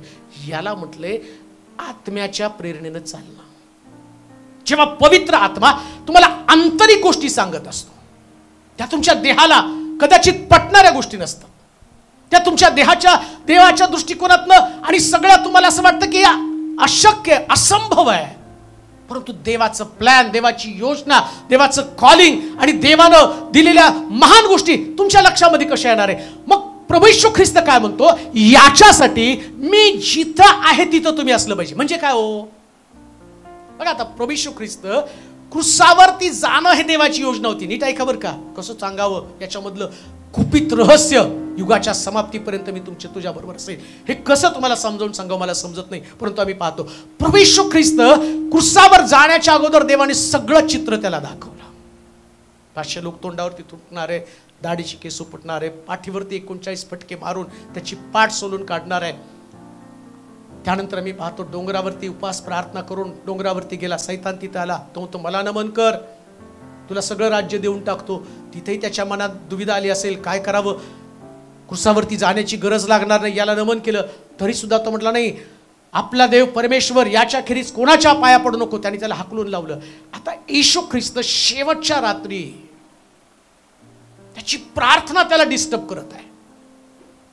3दा प्रार्थना करतो आणि त्या प्रार्थनेतला एक शब्द होता, होईल तर हा प्याला मजपासून टळू दे, होईल तर हा प्याला मजपासून टळू दे. काय म्हणायचं होतं त्याला? ते बलिदान, ते मरण, ती छितू, तो अपमान, ते तोंडावरती थुंकणं, ते दाढीची केस उपटणं, या सगळ्या गोष्टी त्याला नकोशा होत्या. परंतु देवाच्या वचनामध्ये लिहून ठेवलं. ऐका, यशाच्या पुस्तकामध्ये लिहून तो काय म्हणतो, होईल तर हा प्याला मजपासून टळू दे. पण यशाच्या ग्रंथात लिहून ठेवलं होतं येशू ख्रिस्ता संबंधानं, वधावयास नेत असलेल्या कोकऱ्याप्रमाणे लोकर कातरणाऱ्या पुढे गप्प राहावं असं. आणि तो तर लोकांसमोर गप्प राहिला. आता येशू ख्रिस्ताला एक त्याचं आतलं मन आणि दुसरं बाहेरचं मन, या 2 प्रकारच्या युद्धामध्ये तो अडकला. बाहेरचं मन त्याला काय सांगतं, क्रुसावरती जाऊ नको. आंतरिक आत्मा त्याला काय सांगतो, 39 माराचे फटके, तोंडावरती थुंकणं, दाढीची केस उपटणं, या सगळ्या गोष्टी त्याला सहन कराव्या लागणार आहे. आणि इकडं तो प्रार्थना करता करता लगेच शब्द बदलतो, माझ्या इच्छेप्रमाणे नको, जिथं मी आहे याला म्हटलं देवाच्या इच्छेप्रमाणे चाल. ख्रिस्तामध्ये असणं म्हणजे काय, काही गोष्टी ज्या तुम्हाला देवाच्या इच्छेमध्ये नेऊन ठेवतात तिथं तुम्ही असलं पाहिजे. देवाची इच्छा काय आहे, तुम्ही ख्रिस्तामध्ये आहात का, म्हणजे तुमच्या इच्छेप्रमाणे तुम्ही जगतच नाही ना. युगाच्या समाप्तीपर्यंत येशू तुमच्या बरोबर, म्हणजे जेव्हा तुमच्या इच्छा फोर्स करतात, तुम्हाला काही इच्छा आहेत, तुमच्या फिलिंग्स आहेत, तुमच्या भावना आहेत, आणि तुम्ही तुमच्या इच्छेप्रमाणे चालता, आणि जेव्हा तुम्ही तुमच्या इच्छेप्रमाणे चालता तेव्हा तुम्ही त्याच्यामध्ये नाही. प्रभू येशू ख्रिस्त काय म्हणतो, जिथं मी आहे तिथं. आता सगळ्यात महत्वाची गोष्ट, मी देवाच्या इच्छेमध्ये आहे का? येशू म्हणतो मी युगाच्या समाप्तीपर्यंत तुझ्या बरोबर आहे सर्वदा. मग आता रोज प्रश्न काय विचारायचा, मी देवाच्या इच्छेमध्ये आहे का? आता देवाच्या इच्छेमध्ये काय? देवाच्या इच्छेमध्ये तुम्ही दुःख भोगावं. काय देवाच्या इच्छेमध्ये? कारण बाप्तिस्म्याच्या आधी सांगायचं होतं ना. बाप्तिस्म्याच्या वेळेस तर तुम्ही सांगितलं की ख्रिस्ताला बाप्तिस्मा म्हणजे ख्रिस्ताला स्वीकारणं, ख्रिस्ताला स्वीकारल्यावर आशीर्वाद येतात, ख्रिस्ताला स्वीकारल्यावर अमकं होतं, ख्रिस्ताला स्वीकार. हे झालं बालिशपणा. आता लहान लेकराला शाळेमध्ये गेल्यावर ते आई बाळा शाळेला जावं लागतं. कशासाठी? त्याला तू मोठा झाल्यावर तुला काय व्हायचं? डॉक्टर व्हायचं ना. मग मी शाळेत गेलो डॉक्टर होतं का? हा डॉक्टर होतो, पण आधी छड्या तर खावं लागतात का नाही? गालगुटचे शिक्षकांचे धरावं लागतात का? आता नाही धरत, पहिले धरत होते नाही. आता त्याने सांगितलंय गव्हर्नमेंटने रागाने बघायचं सुद्धा नाही. रागाने बघितलं तरी पोलीस शिक्षकांना पकडून न्यायला लागलेत नाही. आमच्या मुलाकडे रागाने बघता. परंतु पहा, मला तुम्हाला काय सांगायचं, शिवा त्या लेकराला लहान असतो त्या गोष्टीचं सांगितलं, बा तुला शाळेत गेल्याशिवाय तुला डॉक्टर होता येणार नाही. तसं तुमच्या बाप्तिस्म्याच्या वेळेस हे बेसिक शिक्षण तुम्हाला असतं. कोणतं? शाळेत गेल्यावर तुला डॉक्टर व्हायचं. सगळे शाळेत गेल्यावर कुठे डॉक्टर होता तो? काही नंतर कंपाऊंडर पण होता येत नाही का? हॉटेलमध्ये फरशी टेबल पुसायला जातात. मग त्यांनी विचारलं पाहिजे मोठं, काय तुम्हाला म्हटले ना शाळेत गेल्यावर डॉक्टर? अरे शाळेत गेल्यावर डॉक्टर होईल म्हणजे ते बेसिक झालं, पण शाळेत गेल्यावर त्रास सहन करावा लागतो, अभ्यास करावा लागतं, हे करावं, ते कुठं तुला माहिती? तसं ख्रिस्ताला स्वीकारल्यावर स्वर्ग राज्य आशीर्वाद मिळतील, पण त्याच्यातला त्रास पण सहन करावा लागतो. मग त्याचं शुभवर्तमान 5 अध्याय 10 वचन वाचा बरं. मग ते 5:10 नीतिमत्वाकरिता ज्यांचा छळ झाला आहे, ज्यांचा छळ झाला आहे ते धन्य धन्य, कारण स्वर्गाचे राज्य त्यांचे आहे. इकडं काय म्हटलं? तुम्ही ख्रिस्ताला स्वीकारलं म्हणजे काय स्वीकारलं? नीतिमत्व. नीतिमत्व कुणामुळे मिळतं? तो म्हटलं युगाच्या समाप्ती. बघा शिक्षण काय तुम्हाला देतो? युगाच्या समाप्तीपर्यंत. आता येशू तुमच्या सोबत आहे. इथं बसल्यावर सगळ्याला एकदम छान वाटतं, नाही आता प्रभू आहे प्रभू आहे. प्रश्न इथून बाहेर गेल्यावर आहे. प्रश्न इथला नाहीच आहे. प्रश्न इथून तुम्ही बाहेर पडल्याबरोबर तो म्हणतो मी तुझ्या बरोबर आहे ना.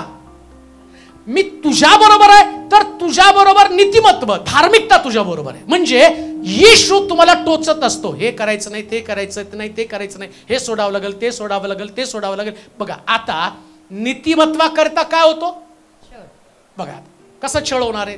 लोकांकडनं नाही बरं का, तुमच्याकडनं छळ होत असतो, लोकांकडनं नंतर. पहिले तुमच्याकडनं छळ. बघा आता मला प्रभू येशू ख्रिस्त म्हटलं मी तुझ्या बरोबर युगाच्या समाप्तीपर्यंत. परत ते वचन वाचा, मला पुढे जाऊच वाटना. जे वचन युगाच्या समाप्तीपर्यंत सगळे मी सर्व दिवस. किती दिवस हो? सर्व दिवस. युगाच्या समाप्तीपर्यंत मी सर्व दिवस. किती दिवस? सर्व दिवस. सर्व दिवस. तो फक्त ख्रिसमसला, रविवारी 1 तारखेला, 31 डिसेंबरला, ईस्टरला, गुड फ्रायडेला तेवढे दिवस नाही. तो म्हटला मी सगळे दिवस. आता सगळे दिवस येशू माझ्या संगते. विचार करा, सगळे दिवस माझ्या बरोबर जर राहिला, सगळे दिवस. अक्षय म्हणतो ना माझं पोरगा नाही, तुरा माझ्या बरोबर. फक्त राहून दाखव, फक्त राहून दाखव. माझ्या बरोबर राहायचं तर सगळी रिस्ट्रिक्शन आहेत, एकदम मर्यादा आहे, सगळ्याच गोष्टीला लिमिटेशन. बोलायचं काय, वागायचं काय, सगळ्याच मर्यादा. अमर्याद जीवन जगणारा एकही माणूस माझ्या 5 फुटापर्यंत पण येऊ शकत नाही. चॅलेंज आहे माझं, लिमिटेशन्स आहे. बरं आता कोण म्हटलं, कोण सांगतीये? मग येशू युगाच्या समाप्तीपर्यंत तुमच्या बरोबर आहे हे वचन तुम्हाला माहितीये. मग कॅज्युअली कसं जगू शकता तुम्ही? कसं कॅज्युअल जगू शकता? तुम्हाला वाटतं का फक्त त्यांनी तुमच्या प्रश्नांमध्ये तुमच्या संगती असं नीतिमत्वासाठी तुमच्या बरोबर असतो? आता येशू तुमच्या बरोबर आहे म्हणजे तुमचा छळ. तुम्हाला माहिती का, गाढवीच्या शिंगरावरती बसून येशू आला. त्या गाढवीच्या शिंगरावरती येशू बसल्यावर बऱ्याच लोकांनी त्या गाढवाच्या बऱ्याच खोड्या काढल्या असतील. काय माणसं आहेत नाही का, गाढव जरी असलं तर ते सोडत नाहीत. बघा तुम्ही बघा, ते गाढवाला एक कुत्रं मागं लागलं होतं. यूट्यूबला एक व्हिडिओ होतो आणि ते सारखं येऊन त्याला चावायचं. गाढवाने एक दोनदा बघितलं, नाही कोल्हा होता, कोल्हा, कुत्रं नाही कोल्हा. एक दोनदा गाढवाने बघितलं त्याला, धरलं दातामध्ये, दाना दाना आपटलं त्या कोल्ह्याला. ते कोल्हा पळता पळता हैराण झाला, पण गाढवाने त्याला सोडलं नाही. मी तुम्हाला काय सांगतो माहिती का, जेव्हा गाढवावरती येशू बसतो ना त्यास खोड्या होणार, पण तो म्हणतो युगाच्या समाप्तीपर्यंत मी सर्व दिवस तुमच्या हे बरोबर आहे. तुम्हाला का सांगतो माहितीये का, गाढवाच्या खोड्या जरी लोकांनी काढल्या तरी येशू बसल्यामुळं गाढव पण शांत होतो. हालेलुया. हेच मी तुम्हाला सांगतोय ना, जर येशू तुमच्या बरोबर आहे तर गाढव बदलतं. मी तर म्हणतो गाढवाला वाईट वाटलं पाहिजे, त्याला म्हटलं ना, पोरांना म्हटलं ना, ते गाढवा माझी इज्जत घालवायला लागली. अरे मी तर बदललो. गाढवाला कोणी जर म्हटलं ना, अरे माणसा, तर ते गाढव म्हणून इज्जत गेली माझी, इज्जत गेली. का? गाढवी नाथान संदेश, सॉरी कोण संदेश काय त्याचं नाव, बलाम संदेश, त्याला पाठीवरती घेऊन निघाली, तर गाढवानं देवाच्या दूताला पाहून थांबलं, पण बलाम संदेष्टा नाही थांबला, मारत होता, चल पुढं चल पुढं चल पुढं. गाढवाला माहितीये समोर देवाचा दूत आहे, हातामध्ये तलवार आहे. देवाच्या दूताला पाहून गाढवी बसली. हो, गाढवीच्या शिंगरावरती प्रभू येशू ख्रिस्त बसला आणि गाढवीच्या शिंगरानं सुद्धा आपलं धार्मिकता, आपलं नीतिमत्व करता छळ. म्हणजे काय माहिती का, कधी कधी तुम्ही प्रभूवर चालताना मानसिक दृष्टिकोनातनं तुमचं खच्चीकरण होण्याची शक्यता आहे. हा छळ आहे तुमचा. देवावर चालणं इतकं सोपं नाही. देवाबरोबर चालणं म्हणजे स्वतःच्या भावनेवरती नियंत्रण आणणं, कंट्रोल करणं स्वतःला. तो तुमचा छळ आहे. तुमच्या इच्छेप्रमाणे जगामध्ये कोणतीच गोष्ट घडू शकत नाही, हे देवाबरोबर चालल्याचं चिन्ह आहे. तुम्ही देवाबरोबर चालता, मग तुमच्या इच्छेप्रमाणे काहीच घडणार नाही, सगळं तुमच्या इच्छेच्या विरोधात घडणार आहे. जे तुम्हाला वाटतं ते घडणार नाही, सगळं तुमच्या विपरीत. आणि ते घडत असताना तुम्ही एक नॉर्मल व्यक्तीसारखं जीवन जगता. त्याला म्हटलेलं आहे येशू युगाच्या समाप्तीपर्यंत तुमच्या बरोबर आहे. आता बघा, तुम्ही इथं बसला आणि इकडं कोणीतरी तुमची खोडी काढली. तुम्ही तुमच्या डोक्यात काय, तुम्ही थोड्या वेळ बसायचं, नंतर बरोबर दाखव. येतं का नाही भावना तुमच्या? येतात हो. नाहीत ना आल्या तर लगेच तुम्हाला येशू स्वर्गात येईल. या मग सिस्टर ब्रदर या, तिथं थांबू नका, तुमचं सगळं येतात तुमच्यात भाव. मग आता आम्ही काय वचन वाचलं, युगाच्या समाप्तीपर्यंत. मग काय चर्चमध्ये 2 तास बसायला येशू होता आमच्या सोबत. मग घडलं कसं काय? बाहेर गेले येशू गायब झाला. बाहेर गेले जर तुमची भावना, तुमचे विचार सगळं काही बदलतात, याचा अर्थ तुम्ही स्वीकारलंच नाही ख्रिस्ताला, तुम्ही सोडलं. जिथं मी आहे, जिथं मी आहे ते माझ्याजवळ, म्हणजे तुम्ही चर्च मध्ये आहात, पण चर्चच्या बाहेर पडल्यावर तुम्ही कुठे त्याच्यामध्ये असता?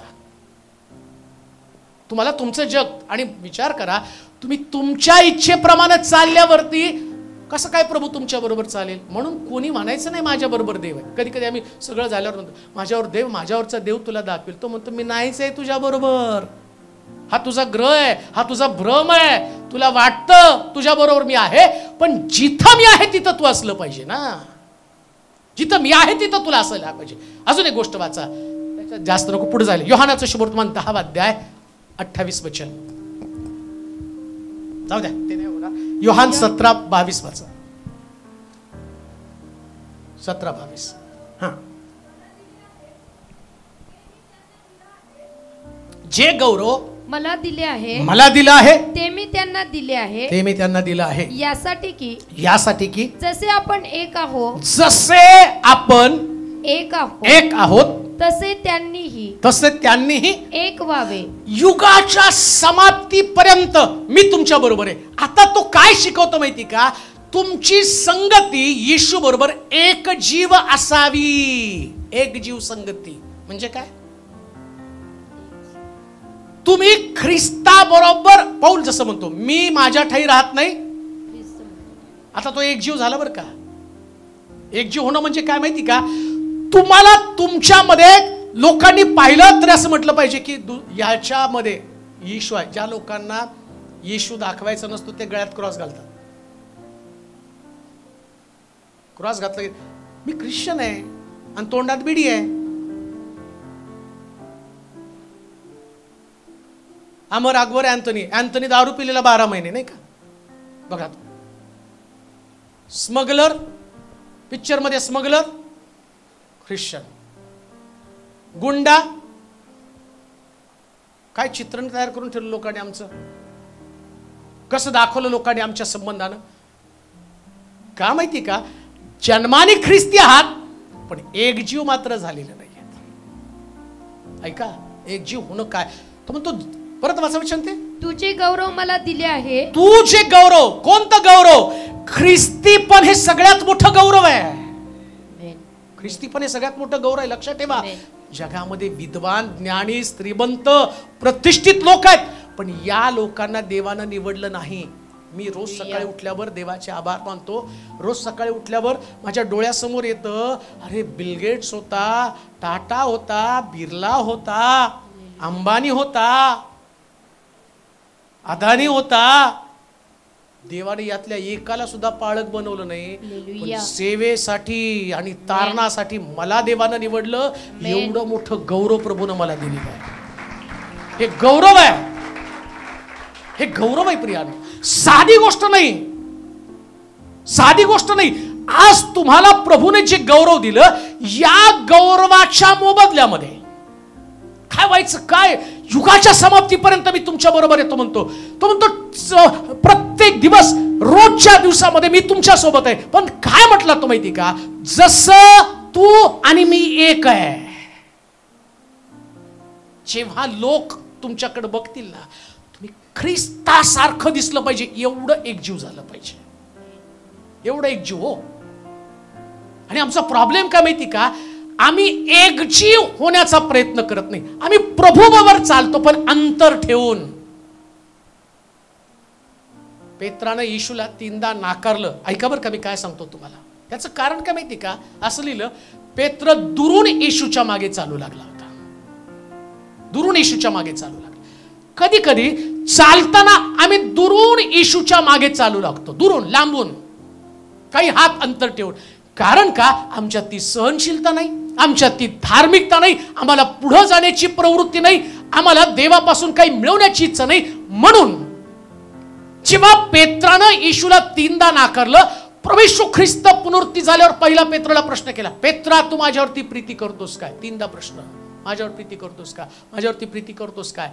आता तो पेत्र, त्याला कळलं मी अजून एक जीव झालो नाही. मग तो म्हणतो, प्रभू तुलाच ठाऊक. आता प्रभू त्याला एक जीव करतो. एक जीव होणं म्हणजे ते पीठ मळतात, त्यांना स्त्रियांना माहिती. चपाती चांगली कधी होती माहिती का? हा, मी बनवतो, मला माहिती आहे. कारण आमची कामाला जायची त्यास मला सगळं बनवायला येतं. तुम्हाला ऑलराऊंडर पाळक मिळालेलं आहे. स्वयंपाक येतो, वाद्य येतात, गायला येतं, प्रीचिंग करायला येतं, मॅनेजमेंट येतं. कुठली गोष्ट जर तुम्ही बघितली, सगळ्या गोष्टी बरोबर मी ठेवलेल्या, कोणत्याच गोष्टीत कमी नाही. मी सगळ्या गोष्टी करू शकतो, सगळ्या गोष्टी. अगदी आता बिल्डिंग बांधताना त्याच्यात पण काही फॉल्ट असला तर ते सुद्धा मला कळतं. जर उद्या काय नाही केलं तर बिल्डिंग तर मी बांधेल. तुमचं जर चर्च बंद केलं ना तर मी बिल्डिंग बांधायला चालू करेल. एवढं सगळं नॉलेज देवाने दिले आहेत. पण ते एकजीव करत असताना तुम्हाला माहिती आहे, जेव्हा ती बाई ते पीठ मळत असते, त्या पिठामध्ये पाण्याचं प्रमाण, पाणी जास्त झाले की चपात्या कडक बनतात. बरोबर आहे का नाही? बरोबर आहे, माहिती मला सगळं. कडक चपात्या बनतात. मीठ तेवढ्याच प्रमाणात टाकलं. एक जीव, ते मिठाचे खडे नाही टाकत तुम्ही, मीठ फोडता.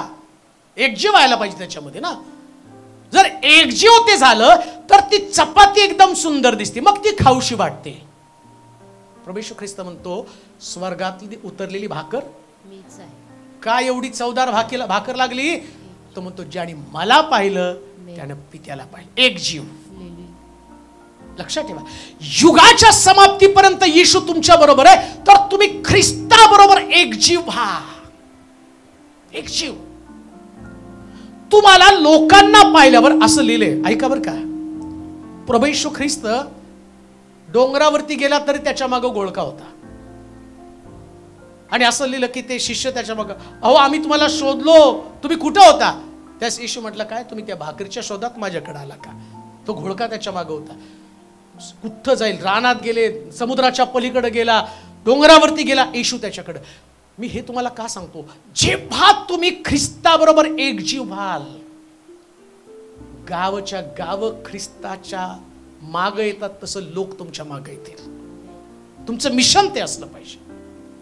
तुमचं मिशन या पृथ्वी तलावर ख्याली खुशालीचं जीवन जगणं नाही, कधीच ख्याली खुशालीचं जीवन. या पृथ्वी तलावर देवानं तुम्हाला या गोष्टीसाठी सुद्धा ठेवलं नाही की तुम्ही जन्माला यावं, खावं, प्यावं, मजा. आता प्रभू येशू ख्रिस्त म्हणतो मनुष्याच्या पुत्राला डोकं टेकण्यासाठी, आणि तो म्हणतो युगाच्या समाप्तीपर्यंत मी तुझ्या बरोबर आहे.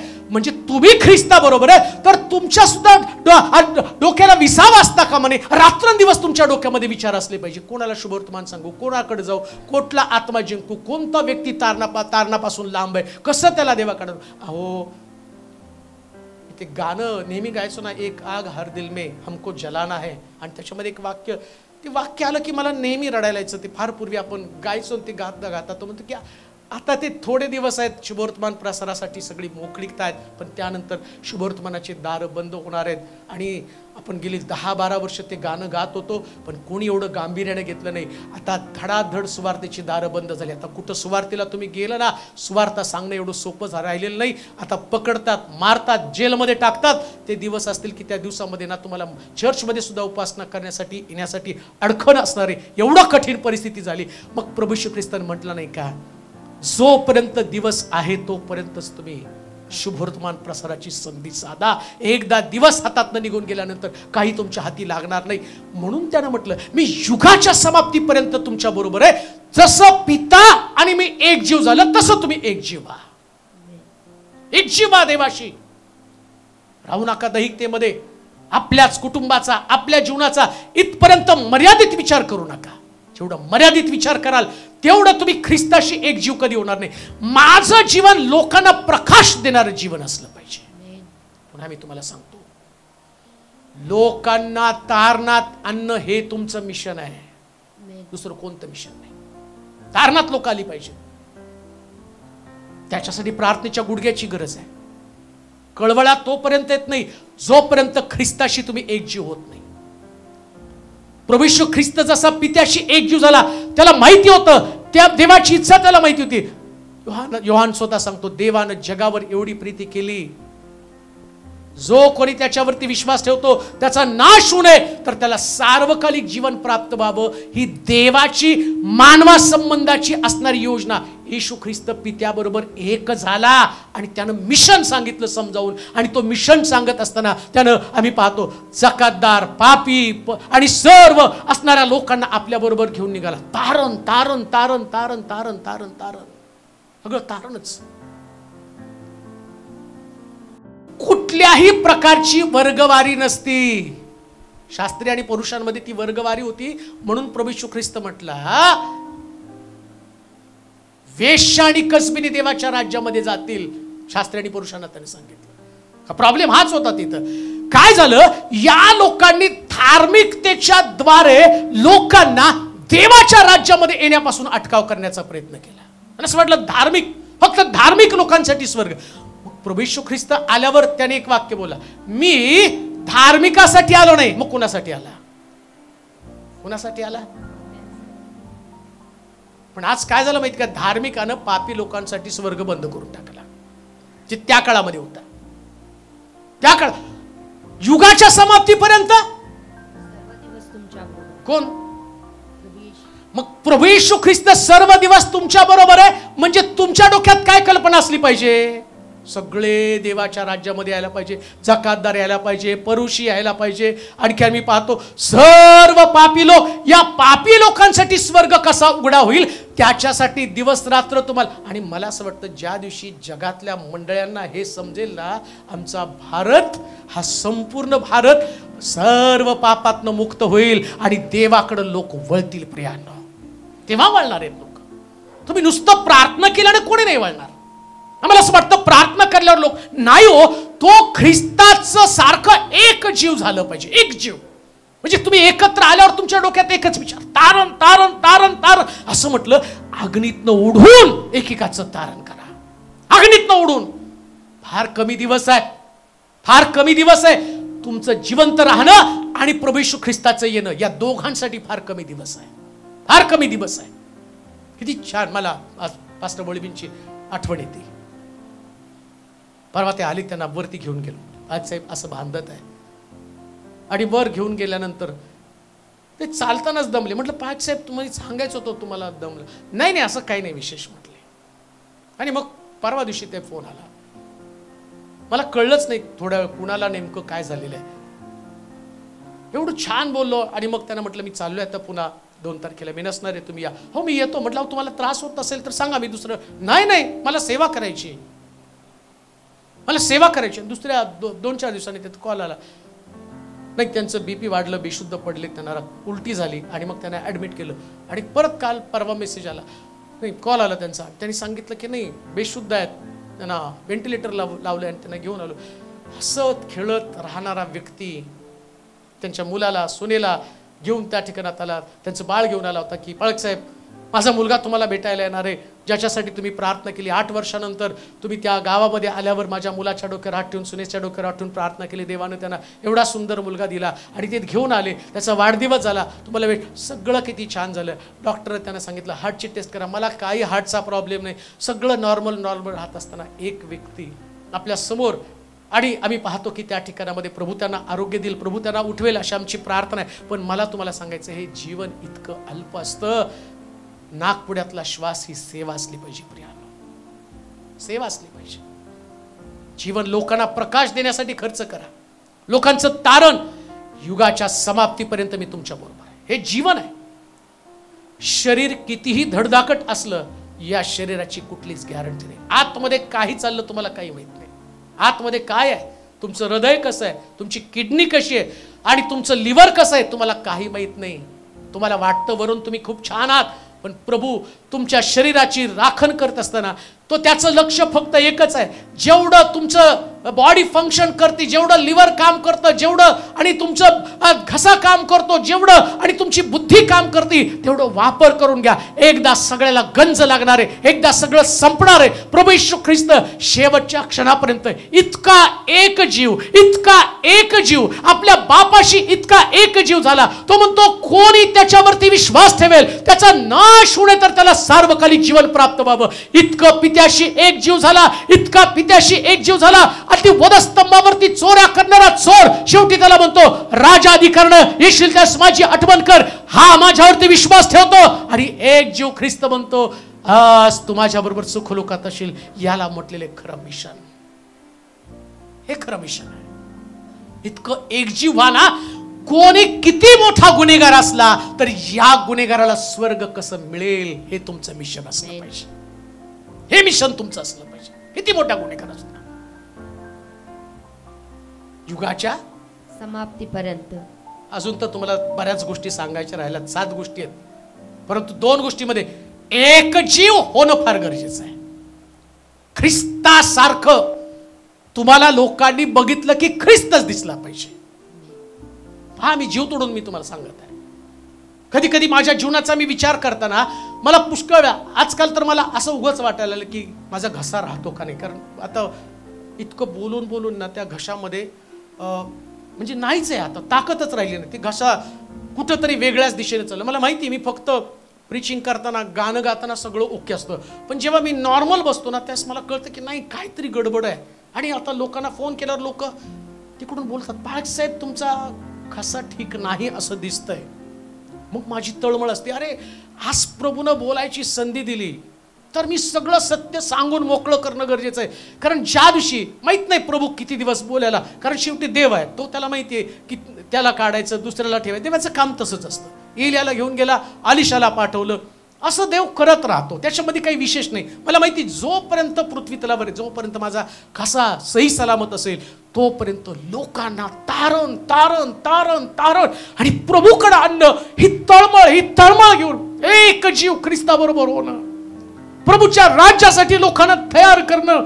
जर देवाचं वचन त्यांच्याकडे गेलं नाही आणि मृत्यू आला तर मृत्यूनंतर अनेक आत्मे नरकामध्ये असतील, अनेक आत्मे यातना भोगत असतील. परंतु प्रभू आम्हाला सांगत आहे युगाच्या समाप्तीपर्यंत मी तुझ्या बरोबर आहे. आणि जर देव आमच्या बरोबर आहे तर ती तळमळ, ते आमच्या अंतःकरणातलं पॅशन जे ख्रिस्तासाठी, देवाच्या राज्यासाठी, देवाचं राज्य लोकांना समजावून सांगण्यासाठी काय आमच्याकडे ते पॅशन आहे का? हे प्रभू आमची प्रार्थना असली पाहिजे. जसा येशू म्हणतो तू आणि मी एक आहे, तसं यांनी माझ्या बरोबर एकरूप व्हावं. एकरूप व्हा, एकरूप व्हा. देवाचं राज्य जवळ आलंय. ढगावरती बसून येणारा ख्रिस्त जो येईल त्यास तुमच्या बरोबर हजारो आत्मे असलेलं त्याला दिसू द्या. हजारो आत्मे. नुसतं आपला परिवार, आपली मंडळी आणि आपल्या मंडळीपुरतं मर्यादित जीवन जगू नका. तुमच्या पुरतं मर्यादित जीवन जगू नका. तुम्हाला त्याच्या बाहेर पडायचंय. जसं ख्रिस्त साऱ्या जगासाठी क्रूसावरती अर्पण झाला, साऱ्या जगासाठी, एका व्यक्तीसाठी नव्हे. तो म्हणतो इस्रायल मधली हरवलेली मेंढरं शोधण्यासाठी आलो, परंतु त्यानं त्याची व्याख्या बदलली आणि तो म्हणतो या धोंड्यापासून मी अब्राहामाची संतती निर्माण करेल. आता आमची परिस्थिती आम्ही बदलावी. एक जीवा, एक जीवा ख्रिस्तासारखं दिसा. जेव्हा लोक तुम्हाला पाहतील त्यास तुम्ही एक जीव झालेला दिसा. एक जीव प्रियांनो, एक जीव, एक ख्रिस्तासारखं असलं पाहिजे.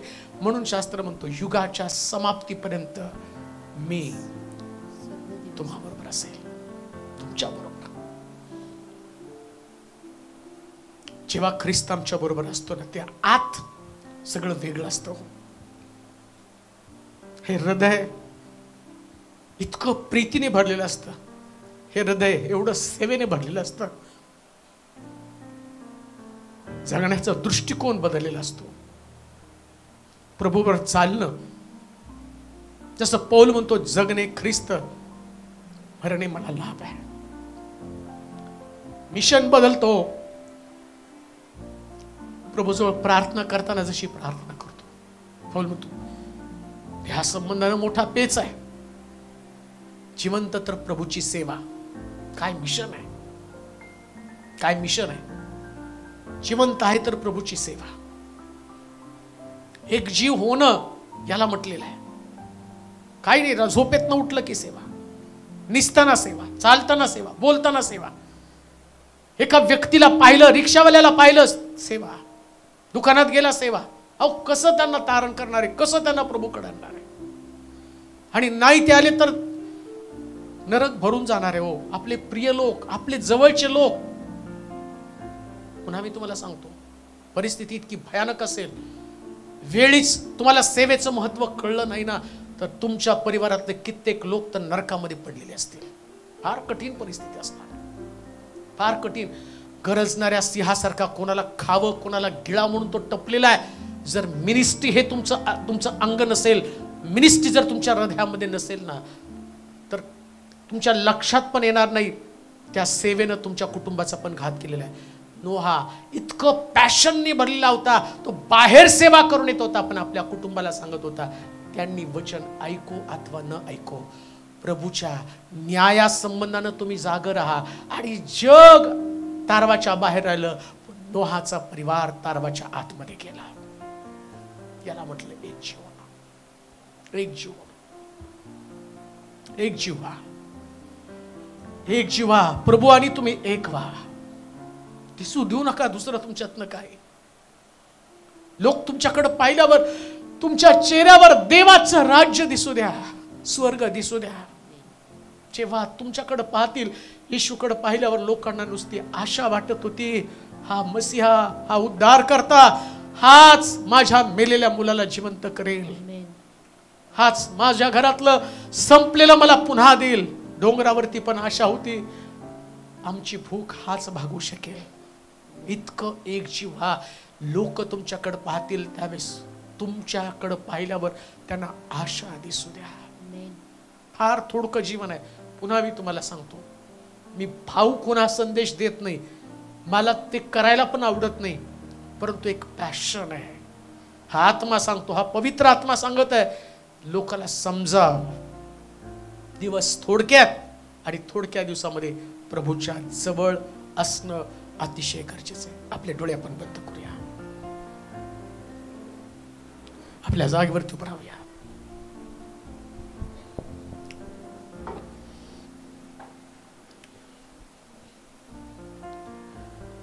युगाच्या समाप्तीपर्यंत मी तुमच्या बरोबर आहे. किती सुंदर आहे. युगाच्या समाप्तीपर्यंत मी तुमच्या बरोबर आहे.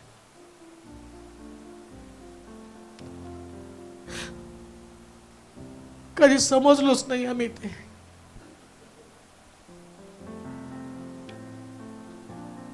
स्वार्थानं भरलेलं जीवन जगलो.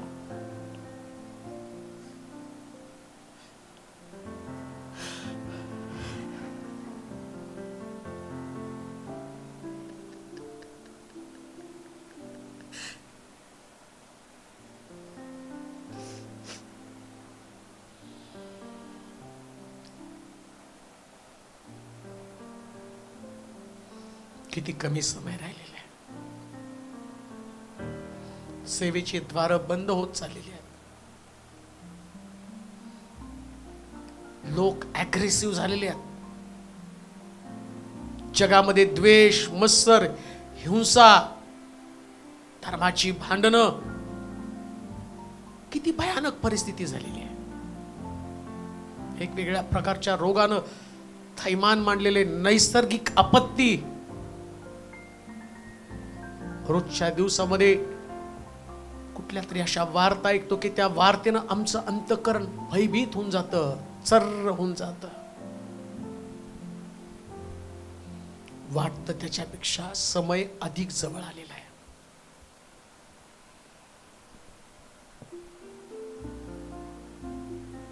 खरंच मी एक जीव झालो का त्याच्याशी? हा प्रश्न स्वतःला विचारा.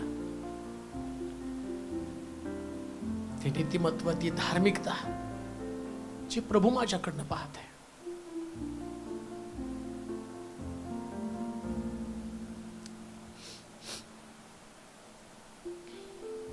हे राजा, आम्ही नम्रतेने तुझ्या समोर येत आहोत. येतपर्यंत चालवलं. शक्ती, ताकद, बुद्धी, ज्ञान या सगळ्याचा पुरवठा केला. जेवढं आम्ही आमचं बल खर्च केलं त्याच्यापेक्षा अधिक शक्ती तो आम्हाला दिलीस प्रभूजी. युगाच्या समाप्तीपर्यंत तो आमच्या सोबत आहे. परंतु आम्हाला असं वाटलं की फक्त आमची मदत करण्यासाठी तो आहे. पण आम्हाला कधीच विसरलो आमचं बोलणं, चालणं, व्यवहार, सगळ्या गोष्टीकडे तुझं इतकं बारीक लक्ष आहे. रोजच्या दिवसात तो आमच्या बरोबर आहे. इथून बाहेर पडल्यानंतर आमचं जीवन प्रभू तसं नसतं. वाईट वाटतं या गोष्टीचं.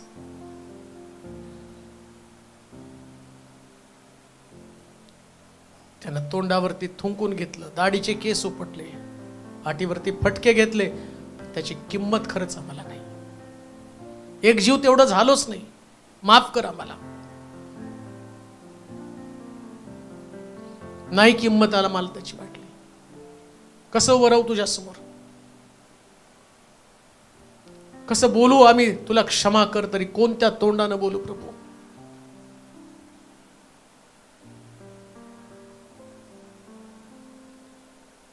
तीस लाखांचे हे शहर,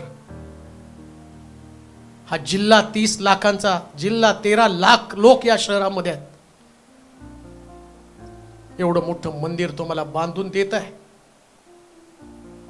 सुवार्थ आमच्याकडे नाही.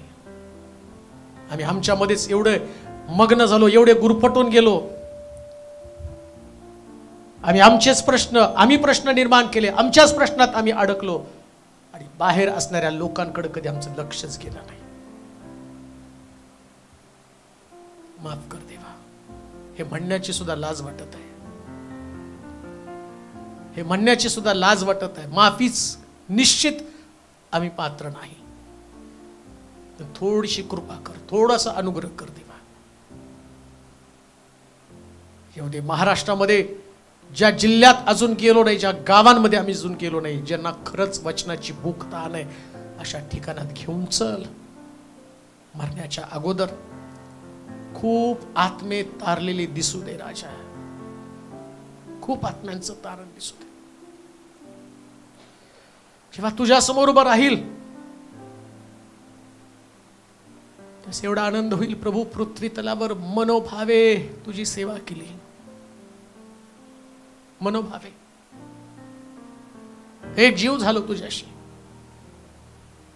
आज इथं असणाऱ्या प्रत्येक व्यक्तीची भावना ती असू दे माझ्या देवा, एक जीव बनव त्यांना.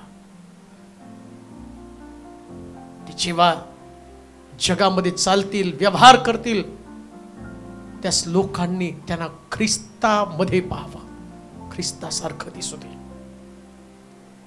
चित्त बदलून टाक, विचार बदलून टाक. ताकद दे प्रभू, शक्ती दे, अनुग्रह प्रभू. माफ कर, तुझ्यावरती संशय घेतला. हा घसा तुझ्या हाती सोपवत आहे, याला ताकद पण तूच पुरवणार आहेस, तूच पुरवणार आहेस ताकद. परंतु तुझी इच्छा सिद्धी जाऊ दे.